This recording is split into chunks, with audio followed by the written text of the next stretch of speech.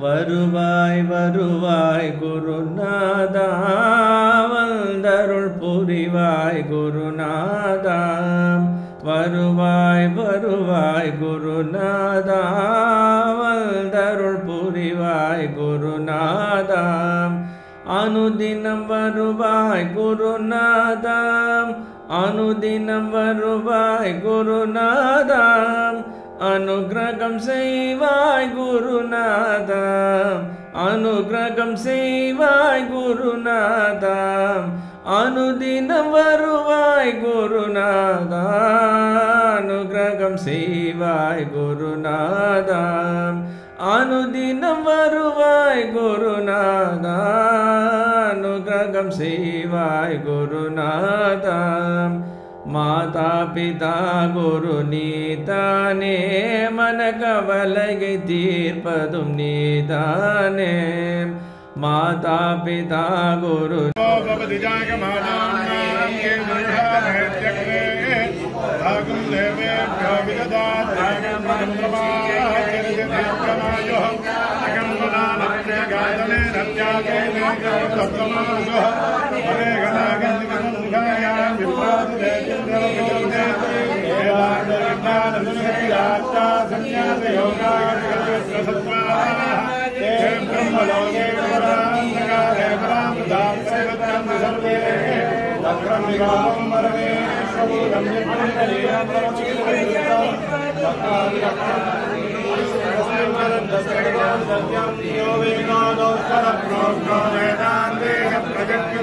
மனமும் குளிர்ந்தது குருநாதா கனவு பலித்தது குருநாதா மனமும் குளிர்ந்தது குருநாதா உன்னை சரணம் அடைந்தோம் குருநாதா உன்னை சரணம் அடைந்தோம் குருநாதா சகலமும் மறந்தோம் குருநாதா சகலமும் மறந்தோம் குருநாதா உன்னை சரணம் அடைந்தோம் குருநாதா சகலமும் மறந்தோம் குருநாதா சத்குருநாத் மகாராஜ் கி குருநாதா சகலமும் மறந்தோம் குருநாதா வருவாய் வருவாய் குருநாதா வந்தருள் புரிவாய் குருநாதா வருவாய் வருவாய் குருநாதா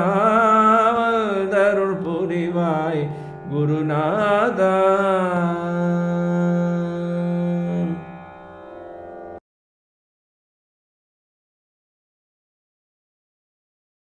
साक्षात्परं ब्रह्म तस्मै श्रीगुरवे नमः अखण्डमण्डलाकारं व्याप्तं येन चराचरं तत्पदं दर्शितं येन तस्मै श्रीगुरवे नमः देवे जीवत्वम् आपन्नं चैतन्यं निष्कलं परं त्वत्पदं दर्शितं येन तस्मै श्रीगुरवे नमः अखण्डं परमार्थं सदैक्यं च तत्त्वतोऽस्मम् असीनादर्शितं येन तस्मै श्रीगुरवे नमः भोजं महनीयगुणार्णवं मधुराभाषिणं शान्तं सर्वभूतदयापरं वक्रवात्सल्यजलधिं परमानन्दविग्रहं ज्ञानानन्दप्रपन्नोऽस्मि निर्मलज्ञानसिद्धये ज्ञानदं शान्तरूपिणं चन्द्रशेखरगुरुं प्रणमामि मुदान्वहम् ॐ श्री सर्वलोकगुरुभ्यो नमः ॐ श्री सर्वसाक्षि ॐ श्री सर्वमङ्गलाय नमः ॐ श्री सर्वदारिद्र्यदुःखशमनाय नमः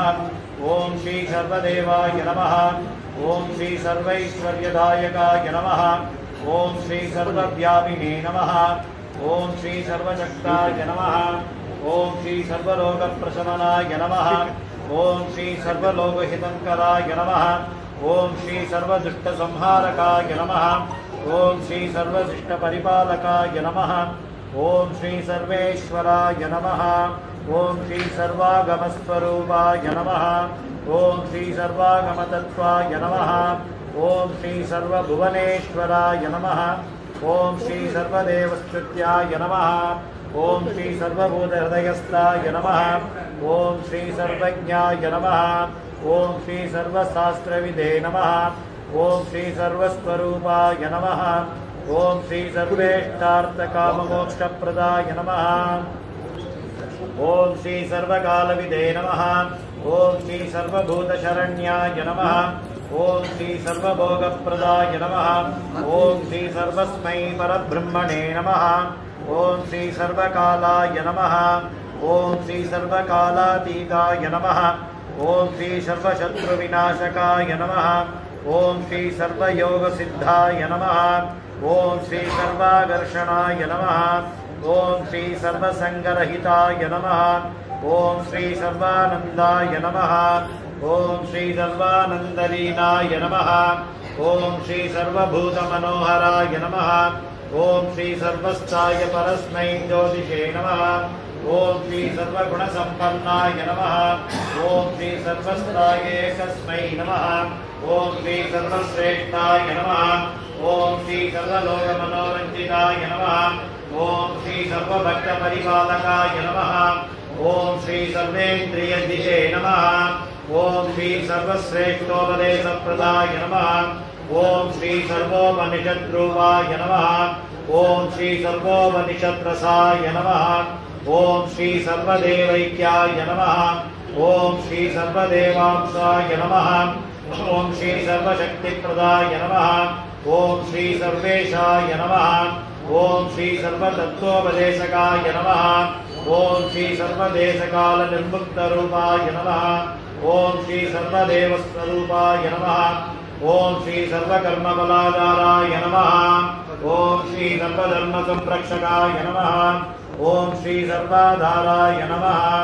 ओम श्री सर्वमन्त्रात्मने नमः। ओम श्री सर्वतन्त्रस्वरूपाय नमः।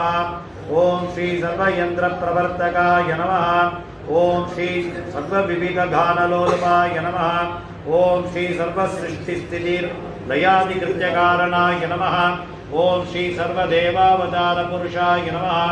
ओम श्री सर्वशक्तिनिधे नमः। ओम श्री सर्वप्रकृतिरूपाय नमः। ओम श्री सर्वसम्पत्प्रदात्रे नमः। ओम श्री सर्व अनाथरक्षकाय नमः। ओम श्री सर्व आपद्बान्धवाय नमः। ओम श्री सर्वस्वायवोपकाराश्रये नमः। ओम श्री सर्ववेदसंग्रहाय नमः। ओम श्री सर्ववेदान्तर्गामिने नमः। ओम श्री सर्वातीताय नमः। ओम श्री सर्वगुणात्मकाय नमः। ओम श्री सर्व अज्ञानोपाधिनिवर्तिकर्त्रे नमः। ओम श्री सर्ववेदान्तदीपप्रकाशाय नमः। ओम श्री सर्वलीलाविनोदिने नमः। ओम श्री सर्वनिगमां सर्वासिने नमः। ओम श्री सर्वशक्त्यैकरूपाय नमः। ओम श्री सर्वान्तर्यामिने नमः। ओम श्री सर्वलीलामानुषविग्रहाय नमः। ओम श्री सर्वसंकल्पाय नमः। ओम श्री सर्वविकल्पाय नमः। ओम श्री सर्वकारणाय नमः। ओम श्री सर्वदुराचारशमनाय नमः। ओम श्री सर्वसन्मार्जनियत्रे नमः। ओम श्री सर्वक्षेत्रवासिने नमः। ओम श्री सर्वजिते सदानन्दाय नमः। ओम श्री सर्वभृते चिदानन्दाय नमः। ओम श्री सर्वकर्त्रे सच्चिदानन्दाय नमः। ओम श्री सर्वब्रह्मनिष्ठपूज्याय नमः। ओम श्री सर्वकर्मातीताय नमः। ओम श्री सर्वधर्मातीताय नमः। ओम श्री सर्वभुवनादिमूलाधार ब्रह्मणे नमः। ओम श्री सर्वदिव्यात्मस्वरूपाय नमः। ओम श्री सर्वजगत्कारणाय नमः। ओम श्री सर्वस्वतन्त्राय नमः। ओम श्री सर्वात्मनिलयाय नमः। ओम श्री सर्ववैष्णवजनस्तुत्य विष्णवे नमः। ओम श्री सर्वशैवस्तुत्य संभवे नमः। ओम श्री सर्वेष्टमूर्तये नमः। ओम श्री सर्वशुभाशुभसृष्टिकर्त्रे नमः। ओम श्री सर्वचैतन्यरूपिणे नमः। ओम श्री सर्वभेदरहिताय नमः। ओम श्री सर्वप्रबलविवर्जिताय नमः। ओम श्री सर्वमतसाराय नमः। ओम श्री सर्वरागद्वेषनिर्मुक्ताय नमः। ओम श्री सर्वजगत्पूज्याय नमः। ओम श्री सर्वश्रेष्ठवरदाय नमः। ओम श्री सर्वस्वाय नमः। ओम श्री सर्वस्वबोधदात्रे ज्ञानानन्दगिरये करुणानिधये सद्गुरवे नमः। श्री संतशेखर स्वामिने नमः श्री ज्ञानानंद स्वामिने नमः ओम भवाय देवाय नमः ओम सर्वाय देवाय नमः ओम ईशानाय देवाय नमः ओम रुद्राय देवाय नमः ओम रुद्राय देवाय नमः ओम भीमाय देवाय नमः ओम महतो देवाय नमः सर्वाभ्यदेवताभ्यो नमः निस्तमसि नीरजसि निर्कलितसत्त्वे तेजसि विवेकजुषि वेदकनिशून्ये निर्वचनमानसपदादिकमचिन्तम् तत्त्वमसि तत्त्वमसि तत्त्वमसि राजन् यज्जनितमेतदखिलं जगदनित्यं स्वप्नजगदप्रगजवारिवणतुल्यम् मूर्तिरहितं परसुखं ये तत्त्वमसि तत्त्वमसि तत्त्वमसि राजन् तत्त्वमसि तत्त्वमसि राजन् देहगुणजालमतिलोलं येन लसितं भवति त्रिपुरशतं च अद्वयमनन्दकमपारमतिसूक्ष्मं तत्त्वमसि तत्त्वमसि तत्त्वमसि राजन् तत्त्वमसि तत्त्वमसि तत्त्वमसि राजन् कोशमयपञ्चकमिधं सविकारं यत्र नियतादिस्फुरितमेयत् अस्ति न कदाचिदपि रज्जुवदनन्तं तत्त्वमसि तत्त्वमसि तत्त्वमसि राजन् तत्त्वमसि तत्त्वमसि राजन् तत्त्वमसि राजन् येन लसितं भवति पुरततं च तत्त्वमसि तत्त्वमसि तत्त्वमसि राजन् तत्त्वमसि तत्त्वमसि तत्त्वमसि राजन् तत्त्वमसि राजन् तत्त्वमसि राजन् विनित्यमङ्गलम् आदिशक्ति अम्बिकैकानन्दकोटिमङ्गलम् वेङ्कटेश्वरीश्वरीमङ्गलम् मङ्गलम्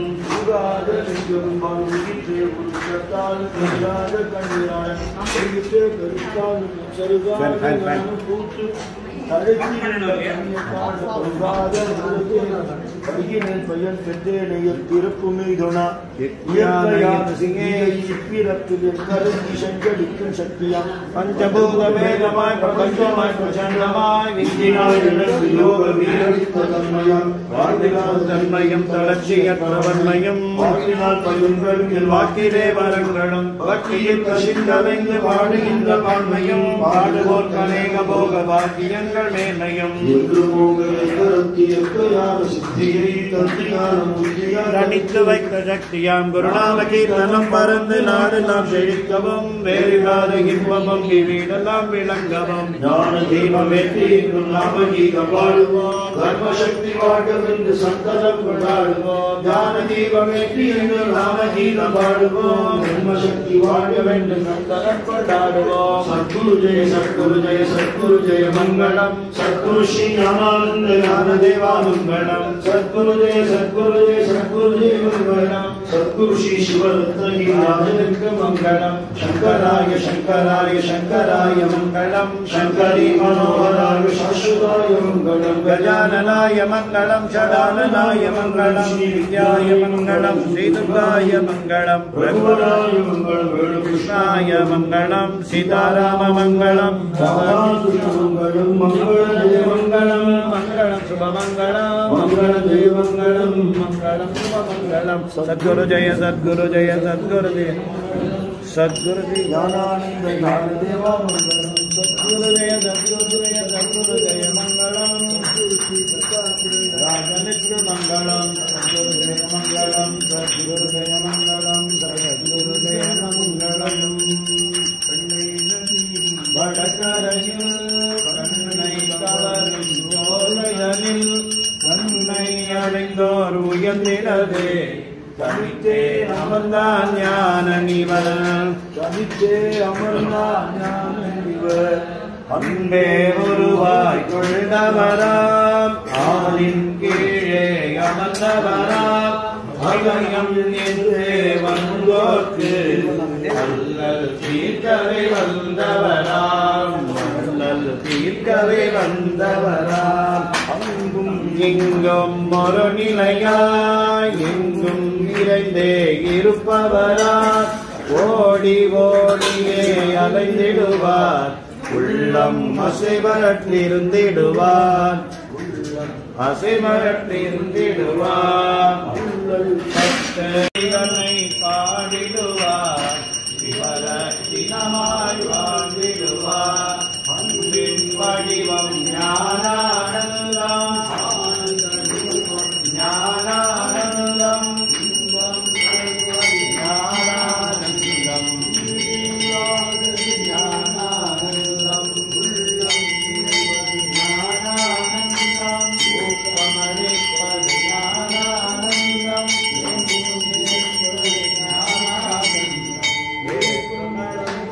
ஞானானந்தம் ஐங்கரமாவது ஞானானந்தம் ஒப்பில்லாதது ஞானானந்தம் ஓகாரப் பொருள் ஞானானந்தம் ஔஷதமாவது ஞானானந்தம்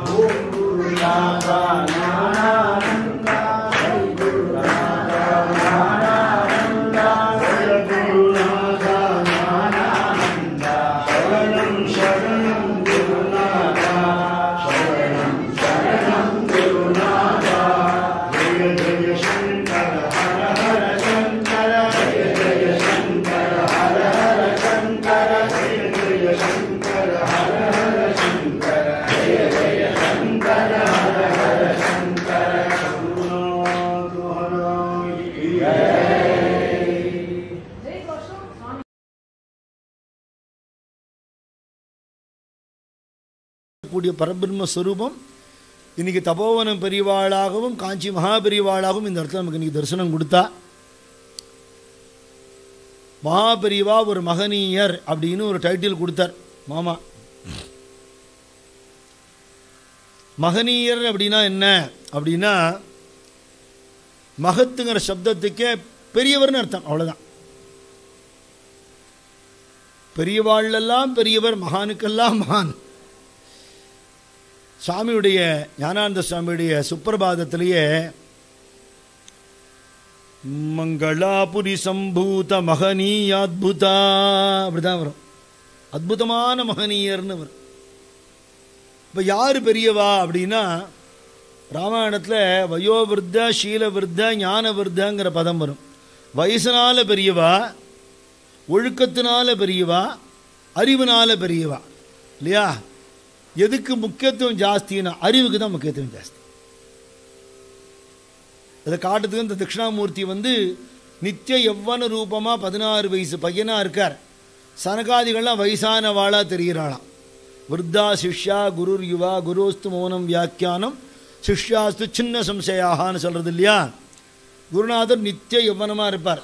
அவருக்கு மூப்பு கிடையாது, மரணம் கிடையாது, பிறவியும் கிடையாது, அகண்ட ஸ்வரூபம். தெரிஞ்சிக்க வேண்டிய நிலையில் இருக்கிற நமக்கெல்லாம் வியாதி உண்டு, மூப்பு உண்டு, ஜனன மரணத்துக்கு உட்பட்டவா நாம் நினைக்கிறோம் இல்லையா? அவள் சொல்கிறா, நீ உட்பட்டவன் இல்லை, உட்பட்டதுங்கிறது உடம்பு, நீ உடம்பு இல்லைங்கிறான். வியாதிக்கோ ஜனன மரணத்துக்கோ உட்பட்டது சரீரம்தான். நீ ஆத்மஸ்வரூபங்கிறது ஆத்மாவுக்கு ஏது மரணம், அதுக்கு ஏது பிறவி? நீ அந்த கோர் டிசிப்ளின்குள்ளே நீ போகணுமே தவிர, எது உன்னோட மெயின் கான்செப்டோ அதுக்குள்ளே நீ போகணுமே தவிர, நீ உன்னை கண்டென்ட்டாக நினைக்காமல் கண்டெய்னராக நினைக்கிறேங்கிற. நீ கண்டெய்னர் இல்லை, நீ கண்டென்ட்டுங்கிறான். அதை நீ நினைக்க நினைக்க நினைக்க அந்த தியானம் ஏற்பட ஏற்பட அது எப்படி ஏற்படும்? நானே ஆத்மான்னு உட்காந்துட்டா வந்துருமானா? ஈஸ்வரோர் குரு ஆத்மேதி மூர்த்தி பேத விபாகினே வியோமவத் வியாப்த தேகாய தட்சிணாமூர்த்தையே நமஹான்னு சுரேஸ்வராச்சாரியார் சொல்கிறார். யார் ஈஸ்வரனோ யார் குருவோ அவரே தான் ஆத்மஸ்வரூபம். ஈஸ்வரனை நினைக்க முடியல, என்ன நம்ம பார்த்ததில்லை. ஆத்மஸ்வரூபம் என்னன்னு தெரியல. அரிசிமா தோசமா அடமா எல்லாம் தெரியும், ஆத்மானா என்னமான்னு தெரியலையே, அனுபவம் இல்லை. அப்போ ஈஸ்வர ஸ்வரூபமாக ஆத்மஸ்வரூபமாக இருக்கிறவரை நம்மள மாதிரி மனுஷ ரூபத்திலே வரார். எளிமையாக நம்மளோட பழகிறதுக்காக வரார். எந்த விதமான ஒரு ஃபார்மாலிட்டி இல்லாமல் அவர்கிட்ட போய் அவர் அம்மாவாக நினைக்க முடியும், அப்பாவாக நினைக்க முடியும், தோழனாக நினைக்க முடியும், பகவானாக நினைக்க முடியும், சத்குருவாக நினைக்க முடியும். இவ்வளவாகவும் இருந்து கருணை பண்ணி நம்மளை கொஞ்சம் கொஞ்சமாக தன் வழிக்கு திருப்பி அந்த கருணையினால் அவரையே நினைக்கிறாப்பல, நம்மளை காப்பாற்றுற ரட்சகனாக இருக்கிறதுனால அவரையே நினைக்கிறாப்பல, தாயினும் சாலப்பரிந்துங்கிற உலகத்தில் லௌகீக உலகத்தில் பார்க்க முடியாத ஒரு அன்பு. அந்த அன்புனால் அவர் ஏன் நினைக்கிறாப்புல எங்கேயோ திக்கு தெரியாத இடத்துல இருந்து குருநாதான்னு கூப்பிட்டா ஓடோடி வந்து அனுகிரகம் பண்ணுறதை புரிஞ்சுக்கிறாப்புல பண்ணி வாழ்க்கையில் ஒரு நிகழ்விலையும் அவருடைய தியானத்தை கொடுத்து கொடுத்து கொடுத்து அது அப்படியே லைஃபுங்கிறது மெடிடேஷன் கொடுத்து டயத்துக்குள்ளே பண்ணுறது இல்லை, லைஃபே மெடிடேஷனாக குரு பண்ணிவிடுவேன். சாமி சொல்வார், ஞான யோகமா பக்தி யோகமா கர்ம யோகமா எது அனுஷ்டிக்கிறதுன்னு ஒருத்தர் கேட்டதுக்கு சுவாமி ஞாபகத்தோடு இருப்போம்னாராம். அவர் சொன்னாரா, சாமியோட ஞாபகம் எனக்கு உண்டு, நான் இது மூணுத்தில் எதை ஃபாலோ பண்ணுறதுன்னு கேட்குறேன், அதை சுவாமி வழிகாட்டணும், அதான் பதில், ஞாபகத்தோடு இருப்போம்னாரான். ஞான யோகம் பக்தி யோகம் கர்ம யோகம் ஞாபகத்தோடு இருப்போம்னார். இப்போ குருவை ஞாபகம் வச்சுட்டே இருக்கிறது அதுவே கர்ம யோகம், அதுவே பக்தி யோகம், அதுவே ஞான யோகம். வேறு ஒன்றும் பண்ண வேண்டாம், பண்ண முடியாது. குரு பரத்தே சாதனனாகின்னு சொல்ற. செயற்கரிய செய்வார் பெரியார் சிறியார் செயற்கரிய செய்யாதவர் அப்படின்னு திருவள்ளுவர் சொல்ற. யாரு பெரியவான்னு சொன்னா, பண்ண முடியாத காரியத்தை யாரு பண்றாலும் அவ பெரியவா. நம்ம மாதிரி ஒரு 4 வேளை சாப்பிட்டுண்டு தூங்கிண்டு காத்தால் ஒரு தூக்கம் மத்தியானம் ஒரு தூக்கம், ஏண்டா தூங்கிட்டே இருக்கா, டயர்டாக இருக்கு, ஏண்டா டயர்டாக போச்சு, தூங்குறதுனால டயர்டாக போயிடுது அப்படின்னா இதுக்கு எதாவது விமோசனம் உண்டோ? காத்தால் டிஃபன் மத்தியானம் சாப்பாடு ராத்திரி ஒரு ஆகாரம் நடுநடுவில் ஸ்நாக்ஸு மத்திய மத்திய பானியம் சமர்ப்பயாமி அப்படி உள்ளே போயிட்டே இருந்ததுன்னா புத்தி வேலை பண்ணாது. ஆனால் மனுஷ சரீரம் எடுத்தால் கூட மனுஷாளுக்கு இருக்கக்கூடிய எந்த விதமான அவகுணங்களும் இல்லாமல் ராகத்வேஷங்களும் இல்லாமல், அது மட்டும் இல்லை அப்படிலாம் இருக்கிறவாளையும் மாற்ற முடியும்னு காட்டின அவதாரங்கிறதுனால பெரியவாங்கிற வார்த்தை பெரியவாளோட அவதாரத்துக்கு முன்னாடியே உலகத்தில் இருக்கு. ஆனால் பெரியவான்னு இன்னைக்கு சொன்னால் அவர் தான் ஞாபகம் வருது. அந்த வெரி வேர்டு பெரியவான்னு சொன்னாலே அவர் தான் ஞாபகம் வருது. இப்படி புழக்கத்தில் இருக்கிற வார்த்தையை ஒரு நாமாவாக்கிவிட்டேன். சாதாரணமாக அது காலத்தில் பெரியவா இருக்காளா அப்படின்னா ஒரு சாதாரண வேர்டு. இப்போ மகாபெரிவான்னு சொன்னால் அது பகவான் நாமாவாயிடுது. அது மாதிரி 77 நட்சத்திரத்தில் ஒரு நட்சத்திரமாக இருந்த அனுராதா நட்சத்திரங்கிற அனுஷம், இன்றைக்கி குழந்தை என்ன நட்சத்திரம், அனுஷ நட்சத்திரம், பெரியவா நட்சத்திரமா அப்படிங்கிற அதுக்கு ஒரு அப்ஜெக்டிவ் சேர்ந்து போயிடுது. அப்படி வையத்துள் வாழ்வாங்கு வாழ்வான் வானுரையும் தெய்வத்துள் வைக்கப்படும் அப்படின்னு வாழற விதத்தில் வாழ்ந்தா மனுஷன் தெய்வமாகலாம், ஆக முடியும்னு காட்ட நம்ம சுவாமி ஒரு எக்ஸாம்பிள் கொடுப்பார். வயலில் விளையறத நெல்லாக இருக்குது, அந்த நெல்லை சாப்பிட முடியாது, அது அரிசி ஆக்கி சாப்பிடணும். நெல் குத்தணும்னு என்ன அர்த்தம், அதில் இருக்கிற உமியை நீக்கணும் இல்லையா? அதனால் உமியோடு கூடின அரிசி நெல், உமி நீங்கின நெல் அரிசி. அது மாதிரி உபாதியோடு கூடின சிவன் ஜீவன், உபாதி நீங்கின ஜீவன் சிவன் பர்சாமி. அப்போ நீங்க வேண்டியது எதுன்னா, நம்ம அழிய போகிற அந்த உடம்பாவோ பாப புண்ணியம் இருக்கிற ஒரு அவலட்சணமான ஒரு மூட்டையாக நம்மளை நினச்சின்னு இருக்கோமே, அந்த எண்ணத்தை தான் மகான்கள் மாற்றுங்கிற. நீ அது இல்லைப்பா, நீ உண்மையான சத்தியஸ்வரூபம் எதுவோ அதுதான் நீங்கிறா. அது அனுபவத்துக்கு வரலேங்கிறதுனால பரவாயில்ல, அப்படி ஒரு ஸ்வரூபமாக அவள் இருக்கிறத நாம் தெரிஞ்சுட்டோம்னா அவளோட ஒரு குழந்தையாக நம்மளை பாவிச்சுண்டாப்ப. செய்யாக நீ சென்றால் தாயாக வந்திடுவான், மாயப்பிரபஞ்சத்தை மாற்றியமைத்திடுவான். கண்ணார கண்டனையோ குருநாதனை, காவி உடுத்தவனை, காலம் கடந்தவனை. குழந்தையா நம்ம பகவானோட குருநாதனோட குழந்தைங்கிற பாவனை நமக்கு வந்துடுத்தானால் சுவாமியோட ரட்சிக்க தயாராக இருக்க. அம்மாட்ட குழந்தை போகணும்னா நீ நல்லா உடம்பு சுத்தமாக நல்லா குளிச்சுவிட்டு புதுசாக ட்ரெஸ் பண்ணிட்டு வந்தால் தான் அம்மா கொஞ்சுவேன்னு எந்த தயாராக சொல்வாளோ?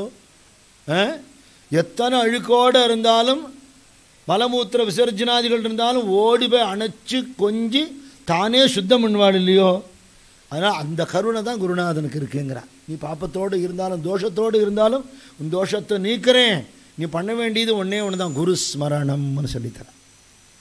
இப்போ பெரியவாளுடைய திவ்ய சரித்திரங்களோ அவர் பண்ணின அநேகமான லீலைகளோ வேதத்தையே வடித்து கொடுத்துருக்கார் தெய்வத்தின் குரலில். வேத அத்தியனம் பண்ண முடியலேங்கிற குறை இல்லாதபடிக்கு வேத சாரம் அதில் இருக்கு.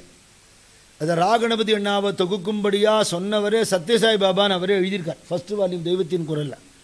பெரியவாளோட வாக்கெல்லாம் வேதம், அடுத்த ஜெனரேஷனுக்கு அதை பயன்படணும், நீ அந்த ஒர்க்கை கம்பைல் பண்ணுன்னு அவருக்கு அசைன் பண்ணியிருக்கார். அவர் ஃபஸ்ட்டு வால்யூமோட இன்ட்ரோடக்ஷனில் ராகணபதி அண்ணா எழுதியிருக்கார். அப்படி கொடுத்ததுனால நம்ம தர்மம்னா என்ன அப்படின்னு, ஹிந்து தர்மம்னா என்சைக்ளோபீடியாவாக தெய்வத்தின் குரல் நமக்கு இருக்குது.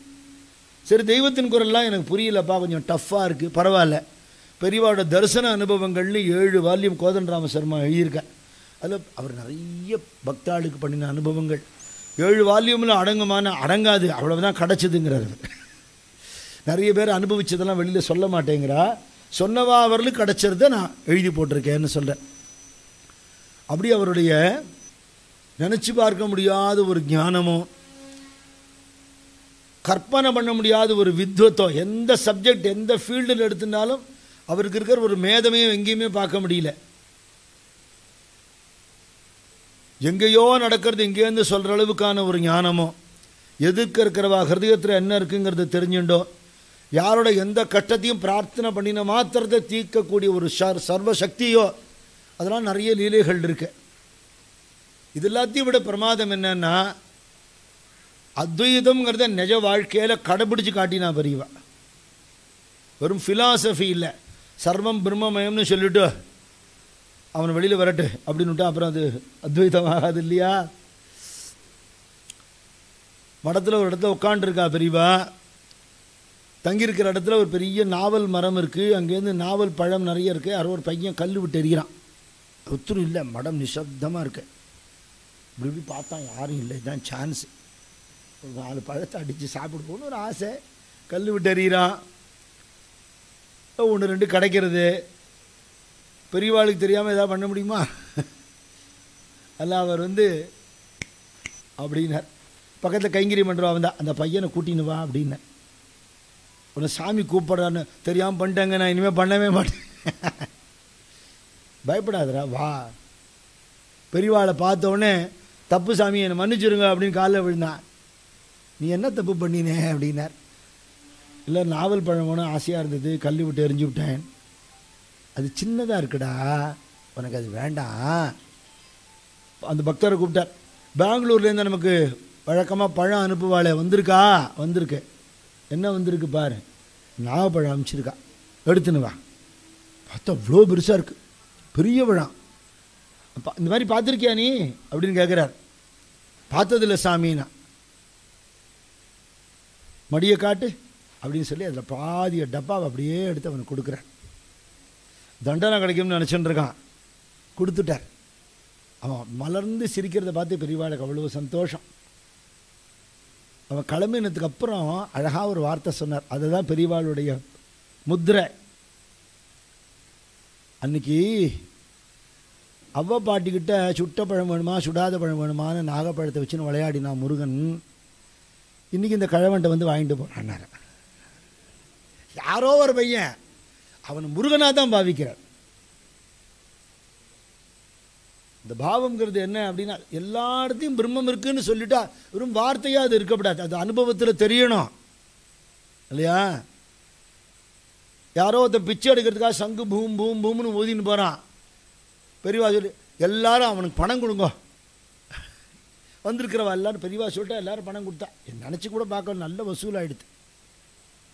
பெரியவா சொன்னால் அவன் ஊதினான் பற்றியா, பெருமாளோட பாஞ்சஜன்ய ஞாபகம் வந்துடுத்து. எனக்கு அது ஞாபகப்படுத்தினதுக்காக அவனுக்கு எதாவது கொடுக்கணும்.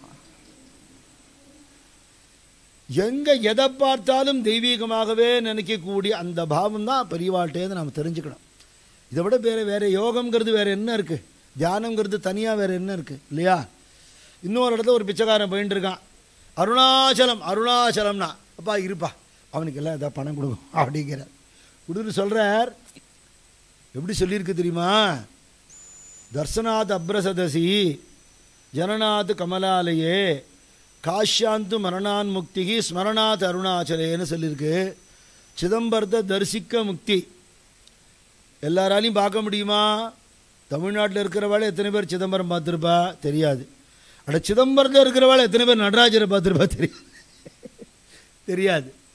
திருவண்ணாமலை சேஷாத்திரி சாமி சொன்னாராம், காத்தால் வந்தால் கல்லாவை திறக்கிறான், பணத்தை எண்றான், ராத்திரி வியாபாரம் முடிஞ்சோன்னு மூடிட்டு போயிடுறான், அருணாச்சலான்னு சொல்ல மாட்டேங்கிறானே அப்படின்னு தெருவில் கத்தின்னு போவாராம். ஒரு க்ஷேத்திரத்திலே இருந்தால் கூட அந்த சுவாமியை பார்க்கணும்னு நமக்கு தோணாது. அதனால் தர்சனாத் அப்ர சதசின்னு சாதாரணமாக போய் சிதம்பரத்தை பார்க்கறதுக்கு முடியல. ஆனால் திருமூலர் சொல்கிறார், இதுதான் சிதம்பர க்ஷேத்திரங்கிறார். நெற்றிக்கு நடுவே புருவ இடைவெளி உற்று உற்று பார்க்க ஒடிவிடும் மந்திரம், பற்றுக்கு பற்றாக பரமன் இருந்த இடம் சிற்றம்பலம் என்று சேர்ந்து கொண்டேனேங்க. இதான் சித்தம்பரம். இதில் தரிசனம் பண்ணணுமா, அதான் தர்சனாத் அப்ர சதசி. போய் சிதம்பரத்தை பார்க்கவே துப்பில் எங்கெங்கேருந்து பார்க்க போகிறோம் இல்லை. ஜனநாத் கமலாலயே அப்படின்னா திருவாரூரில் பிறக்க முக்தின்னு அர்த்தம் இல்லையா. அதுக்கு ரமண பகவான் என்ன சொல்கிறார், நான்கிற உணர்வு அகமுஸ்புரணம்ங்கிறது ஹிருதய கமலத்தில் உண்டாருது இல்லையா. நான் இந்த உடம்பில்லை, அழியிற உடம்பில்லை, நான் ஆத்மஸ்வரூபங்கிற ஸ்புரணம் உண்டாருதே, அதுதான் ஜனநாத் கமலாலயேங்கிற.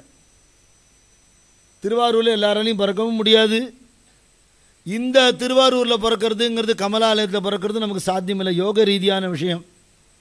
காஷ்யாந்து மரணான் முக்தி, காசியில் போய் சாகிறது ரொம்ப விசேஷம்னு சொல்கிறா.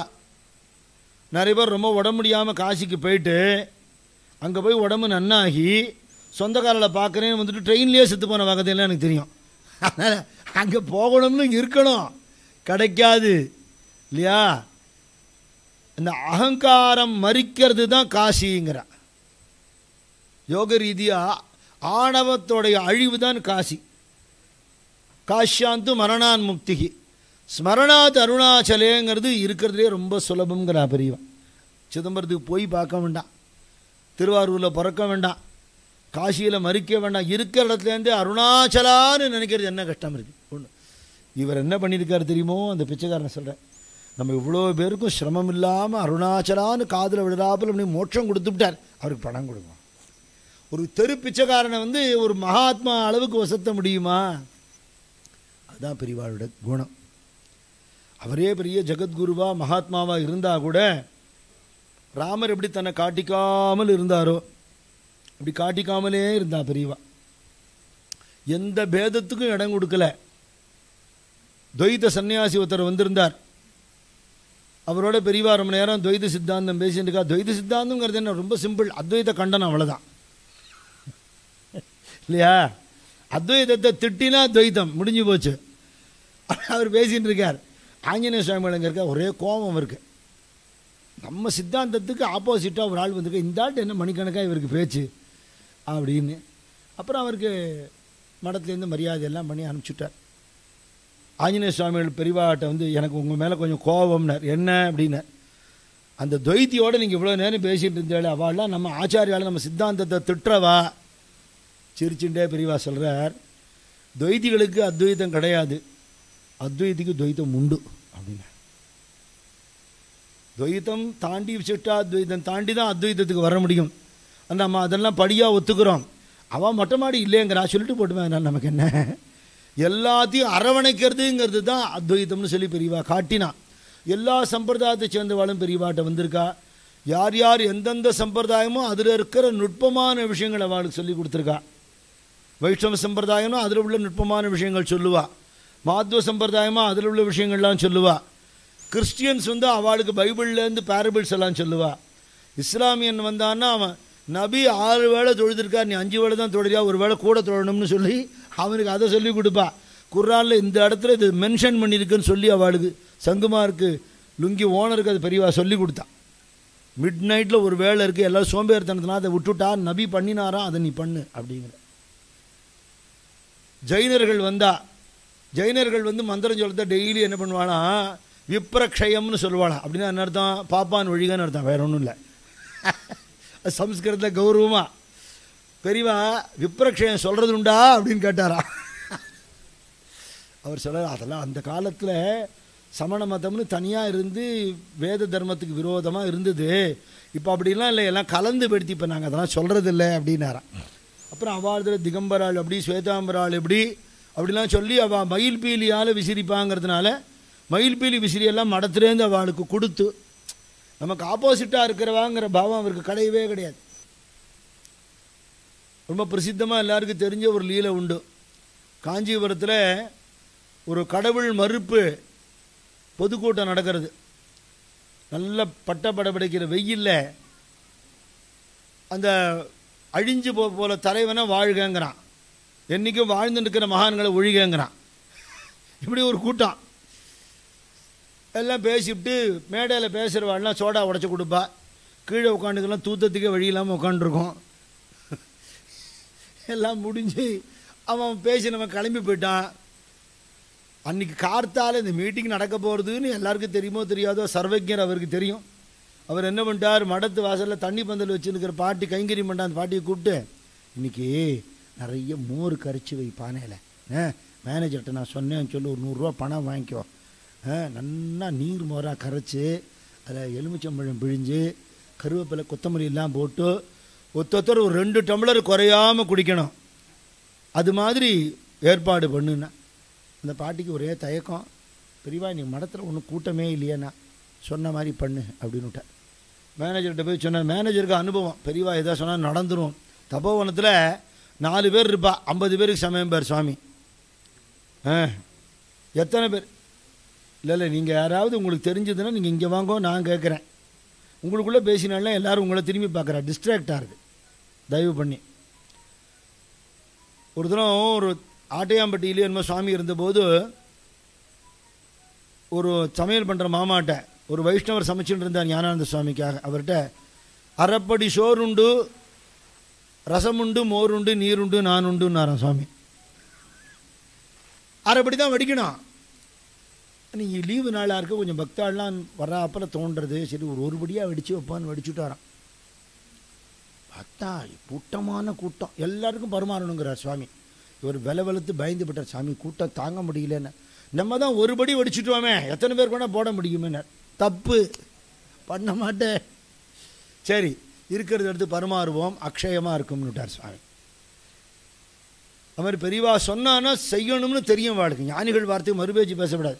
உடனே இந்த பாட்டிக்கு மேனேஜர் பணம் கொடுத்தார். யாரை விட்டு தயிர்லாம் ஏற்பாடு பண்ணி மோரை கரைச்சி பெரியவா சொன்ன மாதிரி ரெடி பண்ணிட்டான். இந்த மீட்டிங் முடிஞ்சு இந்த கழக கண்மணிகள்லாம் அந்த பக்கம் வருது. ஒருத்தன் சொல்கிறான், தாகமாக இருக்குடா, இங்கே தண்ணி கொடுத்தா குடிக்கலாம் அப்படின்னா. ஏய் இந்த சாமியை தாண்டி அவ்வளோ நேரம் திட்டினாங்க, ஒழிகன்னு இவர் தான் திட்டினாங்க அப்படின்னா. சரி அதனால என்ன தண்ணி கேட்டால் கொடுக்க மாட்டாங்க அப்படிங்கிறான் தான். இவன் தயங்கிறத பார்த்துட்டு, பாட்டி வாங்கோ நீர்மோர் இருக்கு, பெரியவா கொடுக்க சொல்லியிருக்கா வாங்கோ அப்படிங்கிறா பாட்டி. சரி ஆபத்துக்கு தோஷம் இல்லை, திட்டுட்டு காரில் ஏறி போன தலைவெல்லாம் 10 பைசா கொடுக்கல. இப்போ மாதிரியெல்லாம் வாட்டர் பாட்டில் கிடைக்காத காலம். உடனே ஒரு டம்ளர் வாங்கி குடித்தான். ஆஹா ரொம்ப நல்லா இருக்குண்ணே, எவ்வளோ வேணால் குடிக்கலாம், 2 டம்ளர் 3 டம்ளர் குடித்த உடனே இந்த உப்பு உள்ளே போய் வேலை செய்கிறது. என்னன்னா இந்த சாமி தாண்டா நமக்கு இதெல்லாம் கொடுக்கறது, இவரை தான் திட்டி நாங்கள் இவ்வளோ நேரம், நம்ம வேணால் உள்ளே போய் கும்பிட்டுட்டு போகலாமா. நான் வினையே வேணாம், தலைவருக்கு தெரிஞ்சுதுன்னா ஆபத்து. நான் இவா பார்க்கணுன்னு நினைக்கிறான்னு தெரிஞ்சுட்டு உள்ளேருந்து வெளியில் வந்து கங்கை கொண்டான் மண்டபத்தில் இருக்கிற ஆஞ்சநேயரை பார்த்துட்டு வர ஆப்பில் திருப்பி வந்து, மோர் நன்னா இருந்ததா கேட்டேன். விழுந்து நமஸ்காரம். அருணகிரிநாதர் சொல்கிறார், மொய்தார் அணிகுழல் வள்ளியை வேட்டவன் முத்தமிழால் வைதாரியும் அங்கு வாழ வைப்போன்னு சொல்ற. அந்த கருணை, நீ என்ன வேணா என்ன திட்டிக்கோ, எனக்கு உங்ககிட்ட துவேஷம் இல்லை. தஞ்சாவூரில் அந்த காலத்தில் பெரியவா வந்தபோது சரஸ்வதி மஹாலில் ஒரு வீணை விதூஷினி ஒரு அம்மா வாசிக்கக்கூடியவள், பெரியவா எதிர்க்க வாசிக்கணும்னு பிரியப்படுறா. ராத்திரி பூஜை எல்லாம் முடிஞ்சு எல்லாருக்கும் தரிசனம் கொடுத்த அப்புறம் சரஸ்வதி மஹாலில் அவள் வாசித்து பெரியவா கேட்குறார். மறுநாள் ஸ்நானத்துக்கு போகிறார். ராத்திரி நேரத்தில் வீணை வாசிக்கிற பெண்ணோட சங்கராச்சாரியாருக்கு என்ன வேலைன்னு ஒருத்தன் எழுதியிருக்கான். அங்கங்கே கண்ணில் படுறாப்பில் நம்மளை மாதிரி பக்தாள்லாம் படிச்சுட்டு கொதிச்சு போகிறா. பெரியவாளுக்கு நிந்த வந்த எல்லாம் ஒன்று தான், ஒரு வித்தியாசமும் கிடையாது.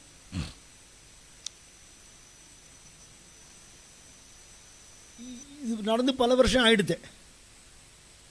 அது எழுதினவன் யாரோ அவனுக்கு கல்யாணம் ஆகி அவனுக்கு குழந்தை பிறந்து அந்த பொண்ணுக்கு கல்யாணமே ஆக மாட்டேங்கிறது என்னென்னமோ பாடுபடுறான். இப்போ யாரோ சொன்னாலாம் காஞ்சிபுரம் பெரியவாளை போய் தரிசனம் பண்ணுன்னு. கடவுளே இல்லைன்னு சொல்லிட்டு இருந்தவன் ஏன் சாமியாரெலாம் திட்டினவன். அது அந்த சாமி நான் ரொம்பவே திட்டிருக்கேன். அது நீ நினச்சிக்கிற, அவர் அப்படிலாம் பார்க்க மாட்டார். பல வருஷம் ஆயிடுத்த செஞ்சவனுக்கு ஞாபகம் இருக்கும். எழுதும்போது பக்கத்தில் நிற்பான், எழுதிட்டு ஓடி போயிடுவான் இல்லையா.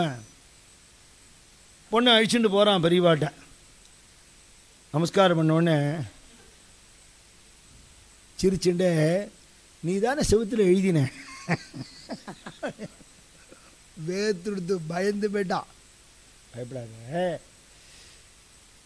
சன்னியாசி நிந்தனை பண்ணினா பாபம் இல்லையா, இந்த பாபம் உனக்கு வரப்படாதுன்னு அன்றைக்கே நான் உனக்காக சேர்த்து காவேரி ஸ்நானம் பண்ணிட்டேன்.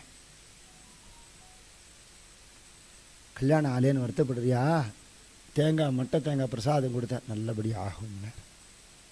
இதை விட என்ன தண்டனை கொடுக்க முடியும் இல்லையா. இன்னா செய்தாரை ஒருத்தல் அவர் நான நன்னயம் செய்து விடல்னு. இதுதான் பெரியவாளோட சரித்திரத்திலேருந்து நாம் தெரிஞ்சுக்க வேண்டியது. அவருடைய சர்வஜத்துவம், அவருடைய சர்வாந்தரியாமித்துவம் எல்லாம் நம்மளால் நினச்சி பார்க்க முடியாது. எல்லாரும் எப்படி சமமாக பாவிச்சார். அத்வைத்தம்ங்கிறது ரத்தத்திலே அவருக்கு எப்படி ஊறி இருந்தது. தங்கிட்ட கைங்கரிய மண்டபத்திட்ட கேட்குறார், அத்வைத்த தத்துவம் புரியறதான்னு. புரியல பெரியவா, அத்வைத்தமும் இருக்குது, ஆதிசங்கர் ஸ்தாபிச்சார், பெரியவா அத்வைத்த மடம்ங்கிற அளவுக்கு தெரியும், அதுக்கு மேலே விஷயம் தெரியாது. இந்த தர்மாக்கோல் நெட்டியில் யாரோ ஒரு மாலை மாதிரி பண்ணி சமர்ப்பணம் பண்ணியிருக்கா. பெரியவா அதை போட்டுக்க மாட்டா, வச்சிருக்கா. இங்கே வா, இது என்னது மாலை. இங்கெல்லாம் எப்படி என்ன பூ இருக்குது, எல்லாம் ரோஜா பூ. நடுநடுவில் என்ன இருக்குது, நடுநடுவில் தவனம் மாதிரி ஏதோ வச்சு பண்ணியிருக்கான். முன்னாடி என்ன இருக்குது, முன்னாடி மல்லி இருக்குது, அதுக்கு முன்னாடி என்ன இருக்குது, அதுக்கு முன்னாடி ஆப்பிள் இருக்குது. இப்படிலாம் தெரியறதே, அதெல்லாம் நிஜமாக இருக்கா? இல்லை இல்லை, அப்படி தெரியறாப்பில் நெட்டியில் பண்ணியிருக்கான். இப்போ ரோஜா, மல்லி, தவனம், ஆப்பிள் இவ்வளவாகவும் நெட்டியே இருக்கு இல்லையா. ஆமாம், அது மாதிரி எல்லாம் பகவானாக இருக்கார். அதாண்டா அத்வைத்தம். பகவானே எல்லாமா இருக்காருன்னு தெரிஞ்சுக்கணும். அனுபவத்தில் வந்துடுத்துன்னா அதுதான் அத்வைத்தம். நமக்கு பேதம் தெரியறதே தவிர பேதம் இல்லைங்கிறது தான் பெரியவா அந்த மைத்திரியும் பஜத்தை பாட்டில் மெசேஜாகவே கொடுத்தேன். மைத்திரியும் பஜத்தை அகிர்கிர் ஜேத்ரிங்கிற பாட்டிலேயே த யூனிவர்சல் லவ் அப்படிங்கிறது தான் பெரியவா நம்ம கற்றுக் கொடுத்தா. யார்கிட்டையுமே பேதம் பார்க்காது. எப்பேர் உன்னை சத்ருவா அவன் நினைக்கட்டும், நீ அவனை சத்ருவா நினைக்காது. உன்னை துவேஷம் பண்ணட்டும், அவனுக்கு பிரியமாக இரு, அவனுக்கு க்ஷேமம் உண்டாகணும்னு பிரார்த்தனை பண்ணிக்கோ.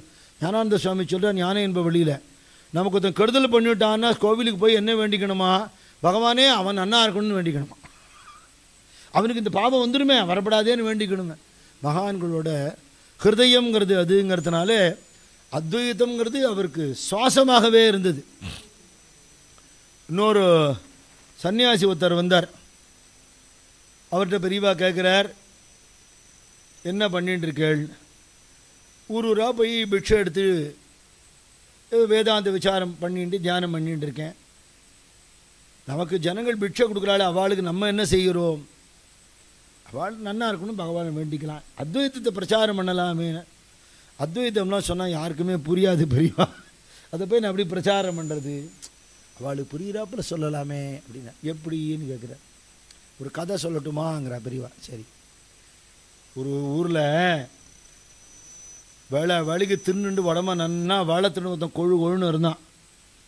அவன் எந்த வேலைக்கும் போகமாட்டான், ஒன்றும் தெரியாது, படிப்பும் இல்லை அறிவும் இல்லை.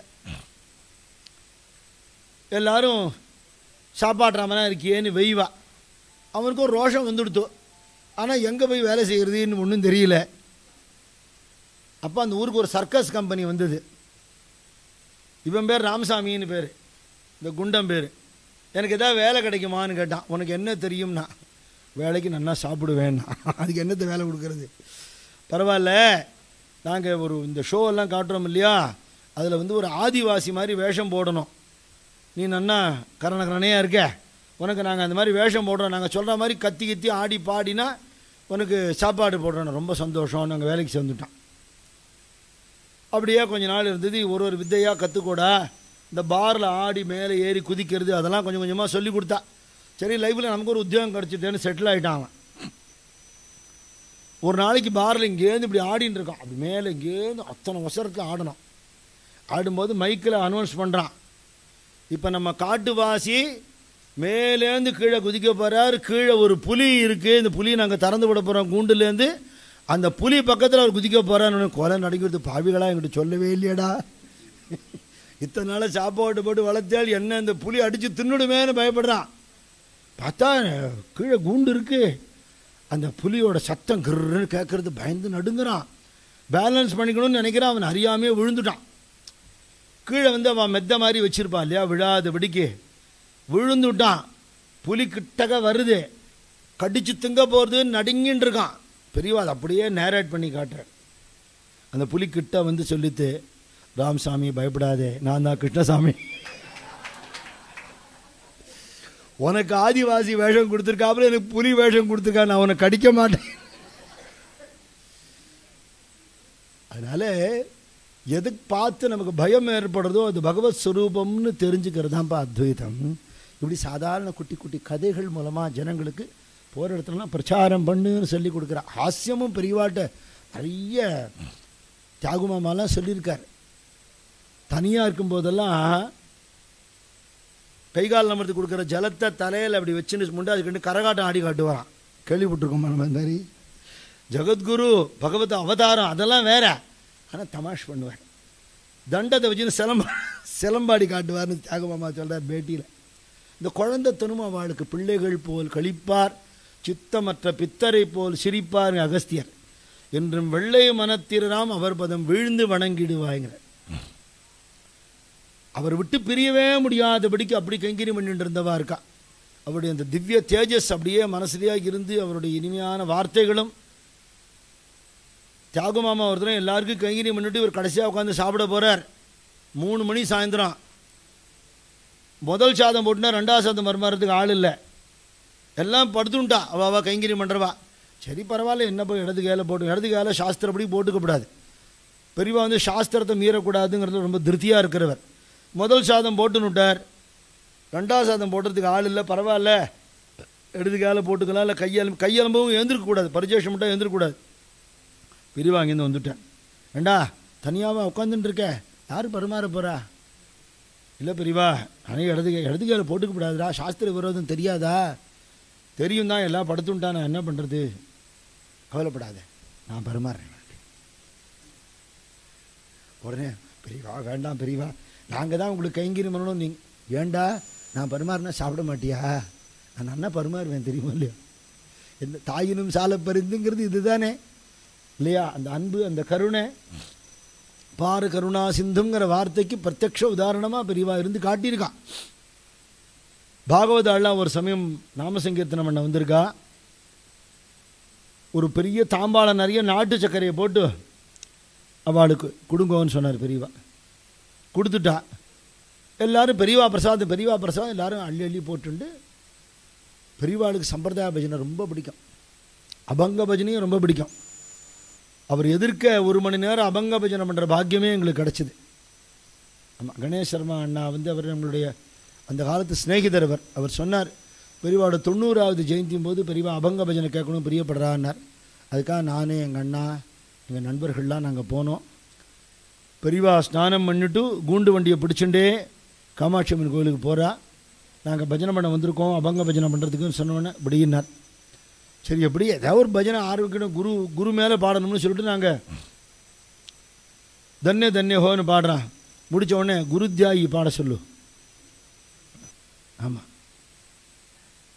அதாந்தரி ஜாய் பாட சொல்லு. அப்படி ஒரு அபங்கமும் பெரியவா எடுத்து கொடுக்குறா.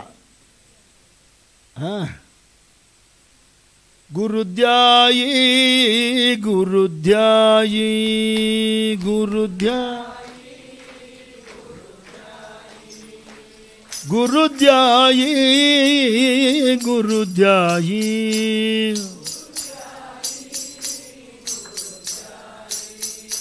குரு பரதே சாதன நாயி குரு பரதே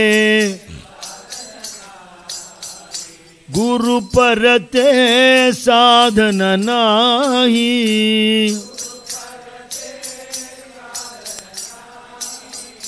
केले सद्गुरु पूजन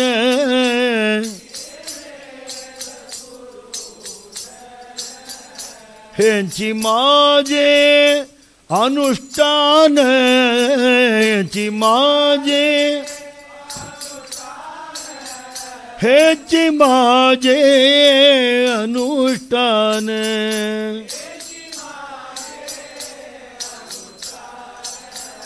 गुरु सेवाचा संकल्प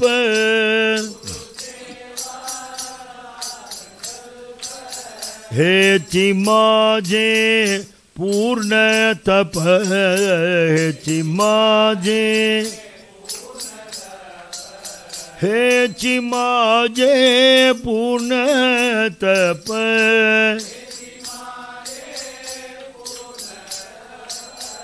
शांतीश्वर सांगे वर्म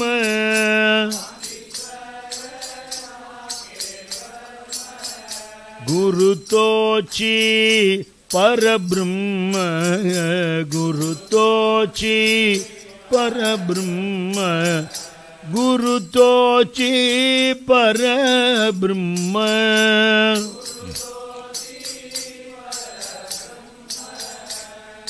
गुरु महाराज गुरु जय जय परब्रह्म सद्गुरु जय जय गुरु महाराज गुरु जय जय परब्रह्म सद्गुरु जय जय गुरु महाराज गुरु जय जय परब्रह्म सद्गुरु जय जय அப்படி சாதுக்கள் அபங்கம் குரு அபங்கமாகவே பாடிட்டு காமாட்சம்மன் கோவில் வருது. நாங்கள் போனோம். பெரியவா திரும்பி அதுக்கப்புறம் எங்களுக்கு அனுகிரகம் பண்ணினா. சம்பிரதாய பஜனை பண்ணிட்டு இருக்கிற பாகவதாள் வந்திருக்கானோன்னு பெரியவா இந்த நாட்டு சக்கரை போட்டு தட்டு நகர்த்தினா. எல்லாரும் சாப்பிட்டுட்டு பஜனை எல்லாம் திருப்தியாக பண்ணினா. அவள் பஜனை முடிஞ்சு பிரசாதம் வாங்கிட்டு கிளம்பிட்டா. பக்கத்தில் கைங்கரி மண்டபத்தை கூப்பிட்டாராம். அந்த தட்டை எடுத்துன்னு வா. அந்த தட்டு எடுத்துன்னு வந்தோடனே அதுலேருந்து கொஞ்சம் எடுத்து பாகவத பிரசாதம்னு வாயில் போட்டுட்டார். இதுதான் அந்த ஜகத்குருங்கிறதுக்கான லட்சணம். என்ன, பகவானே பாகவதாவோட சரண தூளிக்கு நான் ஆசைப்படுறேன்னு சொல்கிறான் அப்படின்னா அது அபங்கத்தில் இருக்குது, பாகவத ஸ்லோகத்தில் இருக்குது. பிரத்யக்ஷம்னு ஏதோ கண்ணு முன்னாடி பார்த்துட்டோம் இல்லையா? அப்படி பாகவதாள்கிட்ட பெரியவாளுக்கு அப்படி ஒரு பிரியம் உண்டு. நான் பெரியணியம் பெருமான்னு பெரியவா சரித்திரத்தை ரொம்ப விஸ்தாரமாக சொல்லியிருக்கேன். யூடியூப்பில் நிறைய இருக்குது.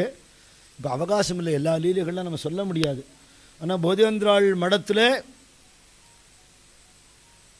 ஆராதனை நடக்கிறதுக்கு பெரியவா காரணம். ஸ்ரீதர ஐயாவாள் மடத்தில் கிணறு வத்தி போன போது கங்கை திருப்பி வந்ததுக்கு பெரியவா காரணம்.